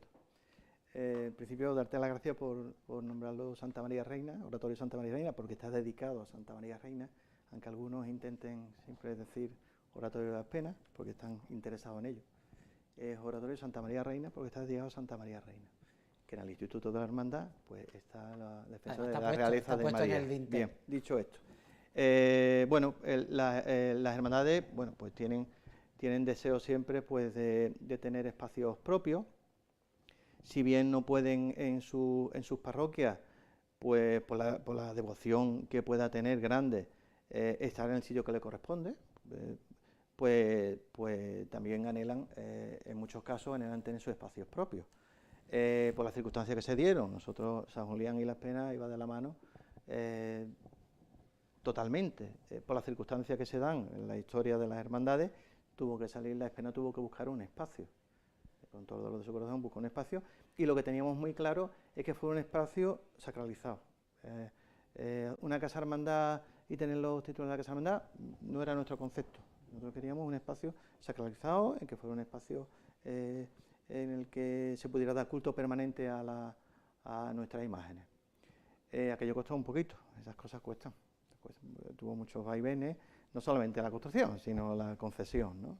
Y se dieron casos muy curiosos que, bueno, que ya la historia dará cuenta de ellos, ¿no? Que no es, se dieron inclusive intercambios de cosas, mejor dejarlo, pero bueno. En fin, bueno, a lo que vamos. Entonces, bueno, se consiguió, lo principal era la capilla. La casa hermandad quedó en un segundo plano, aunque muchas veces la casa hermandad es lo que dinamiza a la misma hermandad, pero nosotros teníamos muy claro que era el espacio sagrado. Y lo que antes hemos comentado, que lo que primaba sobre todo era el interior, que el espacio sagrado tuviera una hermosura para que eso nos llevara espiritualmente al fin que tenemos que llegar, ¿no? Que es el crecimiento de la devoción y de la fe, ¿no? Y a día de hoy, bueno, pues a día de hoy está, bueno, pues tenemos unas grandes pinturas maravillosas que yo creo que están conocidas en el mundo entero. Creo que está todo, cuando se incorporaron cosas, pues se incorporaron cosas de calidad. Nuestra idea es que fuera todo de calidad y con sentido. ¿Había un proyecto de retablo incipiente? Sí. Manolo Toledano, bueno, ya el banco de retablo está hecho, ya que está el sagrario, pienso que es maravilloso, y ahí está, ¿no? Sí había un proyecto de retablo, estupendo, había un proyecto de zócalo con su programa iconográfico, había más pinturas que añadir al oratorio, había proyectado hasta los marcos de los cuadros, ¿no? Yo animo a la hermandad ahora en que hagan ahínco en eso y que el espacio sagrado pueda culminarse, ¿no? Hay muchas formas de hacerlo y tampoco hay que... Todo poco a poco se hace. Yo le pediría a la hermandad que hiciera hincapié en eso, en terminarlo. José Manuel, también el año pasado tuvimos la oportunidad de ver ya culminado el retablo de la Archicofradía del Huerto, con ese dorado espléndido que luce, y también con el adecentamiento del camarín donde se venera al Cristo de la Oración en el Huerto, ¿no? Sí, aquí también lo que está pasando es está habiendo una concienciación de que no solamente la Semana Santa o que los cultos importantes son los cultos externos, que siempre hemos estado obsesionados por hacer grandes palios, grandes mantos, grandes tronos, y eso al final es algo puntual, porque la imagen está en el trono, que es un día más lo que lo tengamos en exposición, pero poquito más. Al final lo importante son los espacios culturales internos, en este caso en los oratorios y nuestras capillas, y el huerto, bueno, pues después de mucho tiempo, porque bueno, pues al final se entrometieron otra serie de proyectos, sobre todo nosotros teníamos un hándicap muy grande, que era el tener un tinglado, y en un punto en el centro donde creábamos un punto ciego, es decir, si había cualquier tipo de incendio, cualquier tipo de evento negativo en el centro de Málaga, el huerto en su tinglado estaba creando un tapón para que pudieran acceder autoridades, médicos. Entonces, pues teníamos que salir de ahí ya. Había que salir, aparte de, obviamente, que la conservación del patrimonio iba en detrimento nuestro, porque un tinglado al final es lo que es.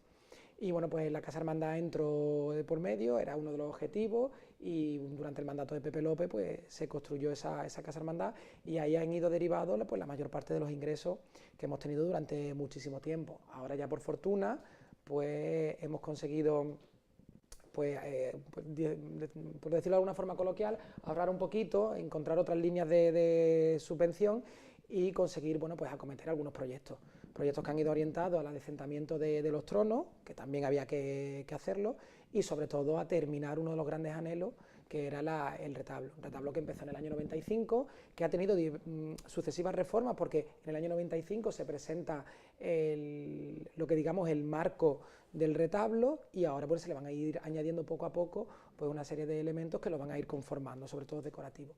Y bueno, pues el año pasado, pues por fortuna, después de varios años de retraso, pues por motivo del COVID, el acceso al oro era complicado, también los trabajos se ralentizaron por el COVID, pues obviamente eso ha conllevado una larga espera, pero volvemos a lo mismo. Los proyectos, cuando son buenos, si tardan 2, 3 o 25 años y quedan para la posteridad, ¿qué más da? Antonio, ¿qué destacar de esta ingente tarea patrimonial del siglo XXI? Que la cofradía se pone las pilas, Alejandro, sin lugar a dudas se están poniendo las pilas. Han mencionado muchos proyectos, hay calidades diferentes, eso también tenemos que mencionarlo, que hay muchas calidades. Los mártires se ponen las pilas, la parroquia de los Santos Mártires, ¿no? Parece, sí, ¿no? Sí, es bueno, y además como le corresponde a ser prácticamente la parroquia de cabecera de la ciudad de Málaga, ¿no? Se han hecho muchísimas labores, a pesar de lo que mencionábamos anteriormente de la escultura y lo que sigue sobrando, ¿no? Pero me gustaría traer a colación de nuevo el tema de la Junta de Andalucía. No puede ser que haya hermandades que quieran crear proyectos nuevos y que se encuentren con un muro que sea la Junta de Andalucía que diga que ahí no se puede hacer nada, porque no se corresponde, ni eso es histórico, ni tiene que ver con la conservación del bien. Y además va en detrimento de nuestra propia historia, ¿no? En el caso de Santiago es que no pueden negar que se construya un retablo nuevo, porque estás privando a los malagueños de un patrimonio que se perdió bajo unas circunstancias totales, ¿no? Y bajo un mal entendimiento, a mi parecer, de lo que tiene que ser una iglesia y de lo que es la conservación del patrimonio, están haciendo un franco, una labor bastante en contra de la ciudad de Málaga. Ya nos ha contado hoy Pablo Crauel también los impedimentos que tuvo por parte de la Junta de Andalucía a la hora de ejecutar el y además retablo. Impedimentos sin ningún tipo de justificación, porque lo que estaban imponiendo, por no decir una palabra ordinaria, es su gusto sobre algo que ya estaba perfecto, era bueno con lo que había y no hacía falta modificarlo, hacerle 200 modificaciones para contentar a alguien en la Junta de Andalucía. Además con las incongruencias de que la iglesia de Santo Domingo es un BIC y sin embargo la parroquia de los Santos Mártires no lo es. Sí, bueno, está el estudio para incoarla, pero no lo es. ¿Y puede ser declarado BIC un templo que fue arrasado en 1931? Sí. Hombre, claro, porque se valora la historia que tiene también el templo y la dinamización de la ciudad que supuso. Hay que tener en cuenta que la parroquia de San Carlos y Santo Domingo era el eje vertebrador de todo el extramuros, de lo que a día de hoy conocemos como el Perchel, de la ciudad de Málaga. Entonces, claro, la importancia, aunque a día de hoy pues nos dé penilla verla en las circunstancias en las que se encuentra y la vemos reducida a su mínima expresión, era pues uno de los grandes templos que había en Málaga, junto con el de los franciscanos, con San Luis el Real. San Luis el Real llegaba desde La Paloma hasta La Goleta. Sí, nos podemos imaginar las hechuras de ese convento, ¿no? Entonces, claro, se reconoce una historia que es cierto que ello conlleva elementos positivos y elementos negativos. Un reconocimiento y la declaración de BIC siempre es algo positivo por cuanto se supone que va a haber una mayor atención a ese bien patrimonial. En el caso de la catedral tenemos una circunstancia muy compleja, porque BIC es ella y por lo tanto lo es todo lo de dentro, pero también lo es el coro. Es decir, tenemos un BIC dentro de un BIC, una circunstancia también muy específica por otras medidas que tomó o quería tomar el obispado en contra del coro de la catedral. Pero es cierto que es un reconocimiento, tiene algo positivo como es esa atención, y luego negativo, no es que no se puedan añadir cosas, hasta donde yo tengo entendido, y eso, bueno, pues cualquier día que venga alguien de Rico lo puede corregir, lo que decía la Junta de Andalucía es que el retablo no podía estar sobre las paredes, te tienes que inventar algo para que esos sean elementos de quita y pon. Y ahí yo me acuerdo de conversaciones con Jesús Fría que me decía, serán elementos de quita y pon. Es decir, que yo no los pienso quitar, ya sabíamos cómo era Jesús Fría, que en paz descanse, ¿no? Entonces, lo tienen que estar echando mucho de menos en esa hermandad. Entonces, pues, claro, ahí están los elementos que se han quedado de pon. Se ha reducido el retablo a su mínima expresión, porque además también llevaba un arco por la parte alta, y eso no se ha llegado a ejecutar, pero bueno, las dos hornacinas están ejecutadas, y luego lo que habría que entrar en debate es también que obviamente la Junta de Andalucía fiscaliza la calidad, que eso sí es bueno. Lo que se está haciendo va acorde y con calidad, pues entonces si la Junta de Andalucía me pone pega, no tiene sentido, que es lo que ha dicho antes Antonio. Si lo que se está haciendo es sin calidad, obviamente que entre, fiscalice y diga, señores, esto no puede estar aquí, después de haber remozado un templo, con todo lo que ello ha costado, no podemos poner elementos patrimoniales que restan la calidad. Ese es el debate que deberíamos tener también. Hemos hablado de las dos capillas callejeras, la capilla de la Piedad y la capilla del Rescate, la calle del Agua. A mi parecer, creo que la solución que se les dio no fue la más adecuada. Recordemos que la capilla de la Piedad fue demolida y se retranqueó, aprovechándose las pinturas murales, pero después el interior no lo veo acorde para lo que es la imagen de la Virgen de la Piedad, y también ahora se va a restaurar nuevamente la capilla de la calle del Agua, ¿no? Que veremos a ver qué solución se le da, porque también las imágenes tampoco terminan de cuajar ahí. Siempre está el Cristo abajo, la Virgen arriba, o al contrario, el interior no está tampoco acorde a lo que es el exterior. ¿Qué soluciones creéis que se le puede buscar a estos espacios culturales? Pan de oro, hay que destacar que, sin embargo, se adecentó muy bien la capilla de los Dolores del Puente. Ahí sí se le sacó bastante partido a lo que había. Para un momento, sí, pero es verdad que los Dolores del Puente también necesita ese retablo, hay que volver. Sí. Es verdad que el interior, Jesús Castellano, con todo el amor que le tenía a esa hermandad, pues recreó un espacio acorde al barroco malagueño con esas yeserías, ¿no? Pero es cierto que el retablo también necesita una solución. En cuanto a la Piedad, que también es extrapolable a los Dolores del Puente, me parece que hay un elemento muy positivo. Y es que es verdad que se ha adaptado a las necesidades del siglo XXI en cuanto a conservación. La Piedad tiene un climatizador dentro que estabiliza la humedad y la temperatura de la Virgen, por lo tanto, lo mismo que Dolores del Puente. Por lo tanto, ya estamos pendientes de la conservación. En cuanto a las dos que crean paralelismo, son falsos históricos. Son falsos históricos. Las dos venidas por las circunstancias del urbanismo de Málaga. Es que es verdad que Málaga es una ciudad que a partir del siglo XIX pasa de ser una ciudad conventual a una ciudad burguesa, y de eso nosotros somos deudores a día de hoy. Las calles eran estrechas, laberínticas, y bueno, pues el urbanismo comandado desde las propias autoridades de la ciudad de Málaga es que hay que ensanchar las calles, sí o sí. De hecho, eso lo estamos padeciendo en el centro histórico, de ver cómo desaparecen edificios pues porque hay que ensanchar las calles, cuando nuestro centro pues bebe de una realidad completamente diferente. Con el caso de la Piedad pasó eso, hay que tener un carril y hay que pasar a ser dos, porque esto se convierte en una arteria fundamental que vertebra la entrada y la salida del centro, y que además nos comunica con Capuchinos. Capuchinos ya no es un barrio de extrarradio, ya es un barrio que está completamente conectado con el centro. No voy a justificar echar abajo la capilla de la Piedad, ni muchísimo menos, pero es cierto que hay condicionantes actuales y urbanísticos pues que pero fue, sin embargo, José Manuel, un hecho que se comentó mucho cuando se derribó la capilla del Monte Calvario, que fue aquello un escándalo, se echó abajo. Sin embargo, se echa abajo la capilla de la Piedad, se retranquea y no hubo esa polémica. Pero yo creo que hay contextos diferentes, es decir, que sí, es decir, puesto sobre papel, si tú echas abajo una capilla del siglo XVIII en el Monte Calvario y la echas en la Piedad, ambas tiene que ser criticado porque estamos perdiendo patrimonio. Eso que vaya por delante. Ahora, ¿qué diferencia hay? No hace falta echar abajo una capilla por cuestiones urbanísticas en el Monte Calvario. ¿Qué vas a hacer? ¿Un carril más ancho? ¿Te molesta la iglesia? Es decir, la Piedad sí venía determinada por unos condicionantes urbanísticos, es decir, el ensanchamiento de la calle, una realidad diferente. Yo creo que entonces, pues dentro de los condicionantes no es lo mismo hablar de una que hablar de la otra. Dentro de que obviamente hemos perdido pues dos capillas originales, como cuando se echa la de Dolores del Puente, no era una capilla original, era una capilla construida por la Esperanza en la década de los años 20, pero bueno, hay también una pérdida de la arquitectura de la década de los años 20, ¿no?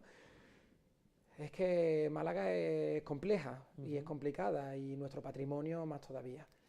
Ha hablado antes Jesús de los templos cedidos que hay en otras ciudades de Andalucía, ¿no?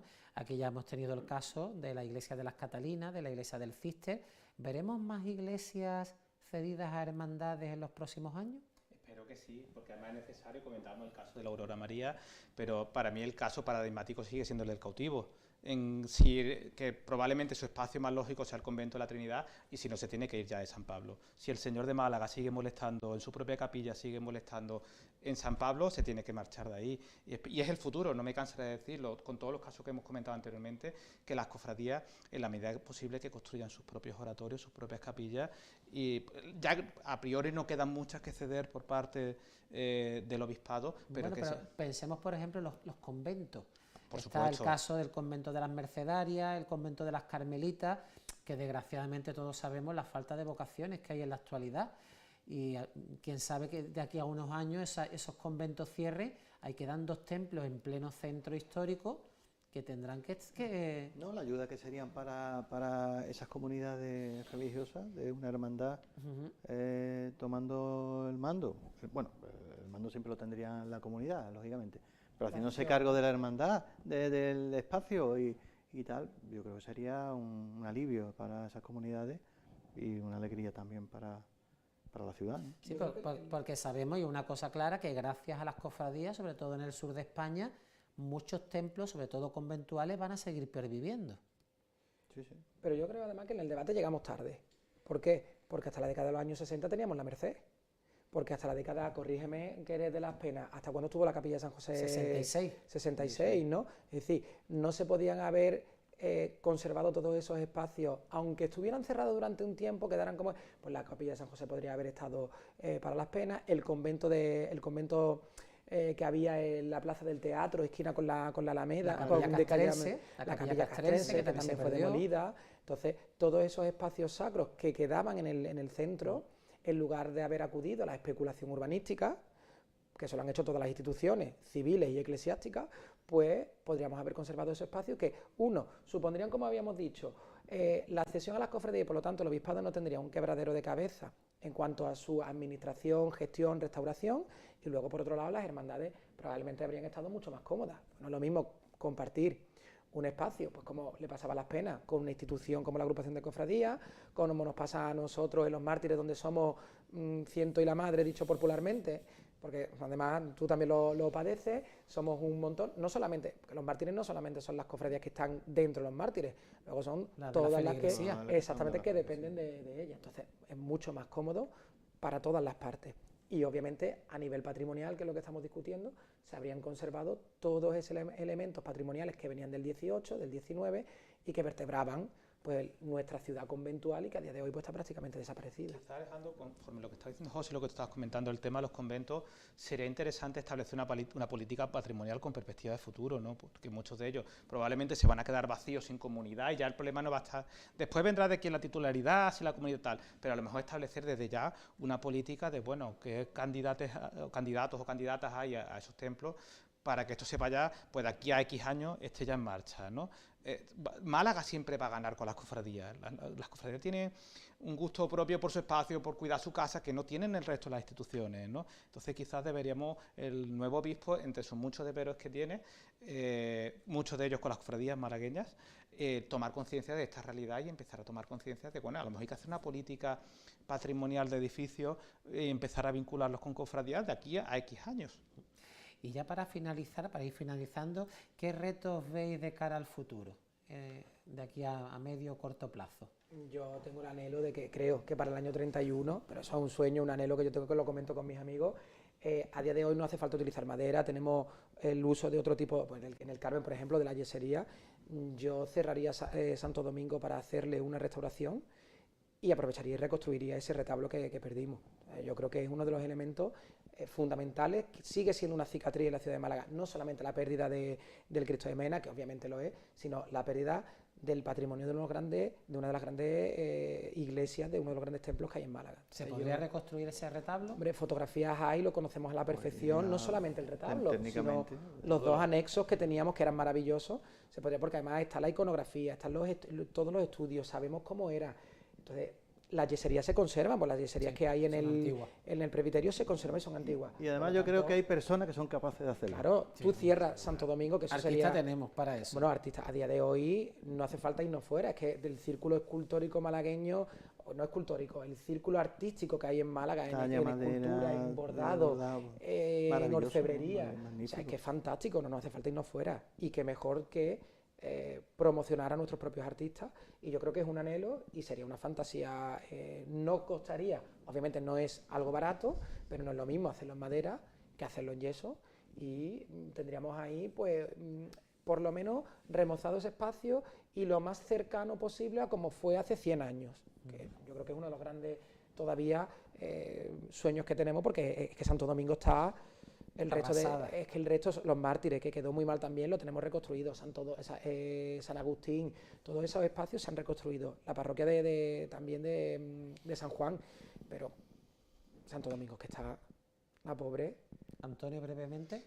Pero para mí, no hemos olvidado de todo el fenómeno de las prohermandades y los problemas que tienen con sus templos y demás. Entonces, 2 deseos: que la Virgen de las Lanzas no esté en la calle, que tenga una capilla, un sitio propio en algún sitio en Málaga, y que el cautivo tenga su iglesia también. Esos son, sin lugar a dudas, mis 2 grandes deseos para los próximos meses y los próximos años. ¿Y Jesús? Yo, un deseo, y creo que vamos a llegar con más temprano que tarde, la cesión de muchos templos a las hermandades para que los gestionen. Yo estoy seguro que llegamos, porque los modelos se toman de otros sitios y demás. Creo que funcionan muy bien, y yo creo que es la solución a algunos problemas. Bueno, creo que hemos sacado una idea muy clara de lo que ha supuesto esa inversión patrimonial por parte de las cofradías para dignificar los espacios sacros, tanto en capilla como en construcción de nuevos templos. Agradecer tanto a Jesús Mesa como a José Manuel Ponce y a Antonio Fernández Parada vuestra presencia. Creo que hemos sacado ideas muy claras del pasado y del futuro. Y ya, bueno, esto ha sido todo por hoy.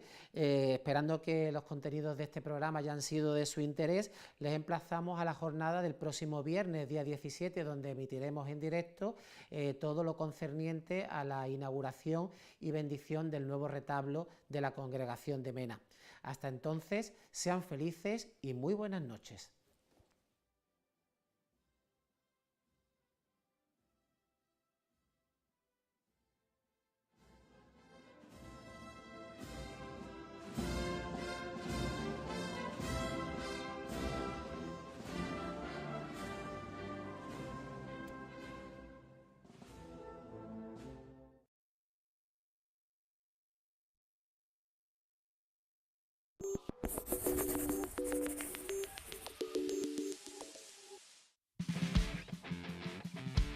Cuando se ponen al volante, ¡Me estás cabreando! pierden los papeles. ¡Vamos, estúpido! Porque una vez que aceleran, ¡Dame, te voy a pegar un tiro!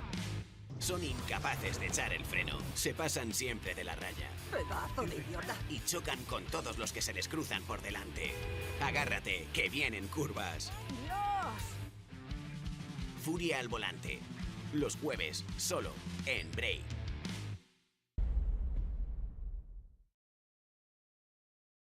En asistencia legal a menores proporcionamos ayuda legal a niños que están en peligro. Este no es mi mundo. ¿Qué es lo que debo hacer? Mejorar la vida de los niños. De lunes a viernes por las mañanas. Aquí no hay segundas oportunidades. Si la cagas con un niño del que han abusado, no lo podrás arreglar. El Guardián, doble episodio en AXN.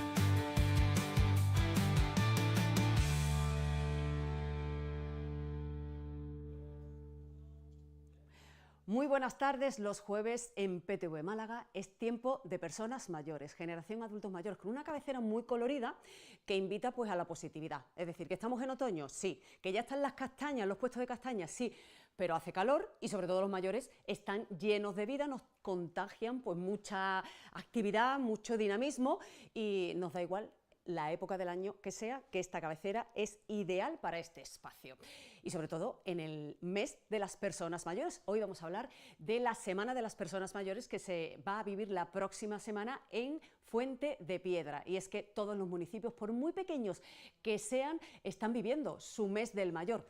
Hubo un solo día, el 1 de octubre, que conmemoró la ONU como el Día Internacional de las Personas Mayores, pero como son tan jartibles, al final, si no tienen una semana, tienen un mes. Vamos a hablar de la Semana de las Personas Mayores, del mes de las personas mayores, de los mayores, y ahora, en primer lugar, voy a saludar a alguien que ya forma parte de esta casa desde hace mucho tiempo. Le tomo a prestado un colaborador, a mi compañero Diego Banderas. Francis Meléndez, buenas tardes. Buenas tardes, Macarena. ¿Qué tal? Tú conoces este edificio ya casi mejor que yo. Sí, estoy ya en mi casa. Pues bienvenido a tu casa. Vamos a hablar de viajes y vamos a hablar de datos importantes y vamos a hacer de servicio público para los mayores. Sí. Porque lo del inserso, los viajes del inserso llevan toda la vida. Sí. ¿Cuántos años pueden llevar? Muchísimos, muchos años. La subvención del Estado para estos viajes, ya la verdad que llevan, no sé, desde que yo tengo uso de razón están en vigor. O sea que... Y hablar del inserso, a todos se nos viene a la cabeza los viajes a Benidorm. Eso Sí. quedó en el pasado, ¿no? De hecho, desde Málaga no tenemos destino como Benidorm este año. Tenemos un pueblo que se llama Finistrat, que es una población de interior, pero no es Benidorm. Hay que coger un bus hasta Benidorm. O sea que este año Benidorm no lo tenemos. Nada, como tal. Como tal. Está Torrevieja, está Guadalmar del Segura y está este pueblo que te comento de Finistrat. ¿Pero son todos en esa zona de Levante? No. No, digamos que lo que es la península te coge desde Huelva hasta Barcelona todo lo que son poblaciones costeras. Vale, eso sí, poblaciones costeras. ¿Y estás tú ahora mismo que echa humo por la oreja? Bueno, llevamos 2 días un poco, la verdad que levantándonos muy temprano y no aguantando, pero sí, esas colas que tenemos por la mañana en la agencia son un poco interminables. Bueno, es muy gratificante, sobre todo porque ves una ilusión tremenda. Habrá quienes es la primera vez que van a salir fuera de Málaga. Por supuesto. Da un poco de pena cuando no se consigue, como el día de hoy, ese viaje deseado, porque ya está agotado, por ejemplo, pero sí, la ilusión la llevan. Bueno, vamos a hablar con todo lujo de detalles de cómo funciona esto para esclarecer esas dudas que puedes tener tú que estás en casa. Igual en esta ocasión y en este año no puedes optar a estos viajes porque hay un trabajo previo. Eso yo lo desconocía, Francia, que me lo acabas de comentar. Hay que acreditarse.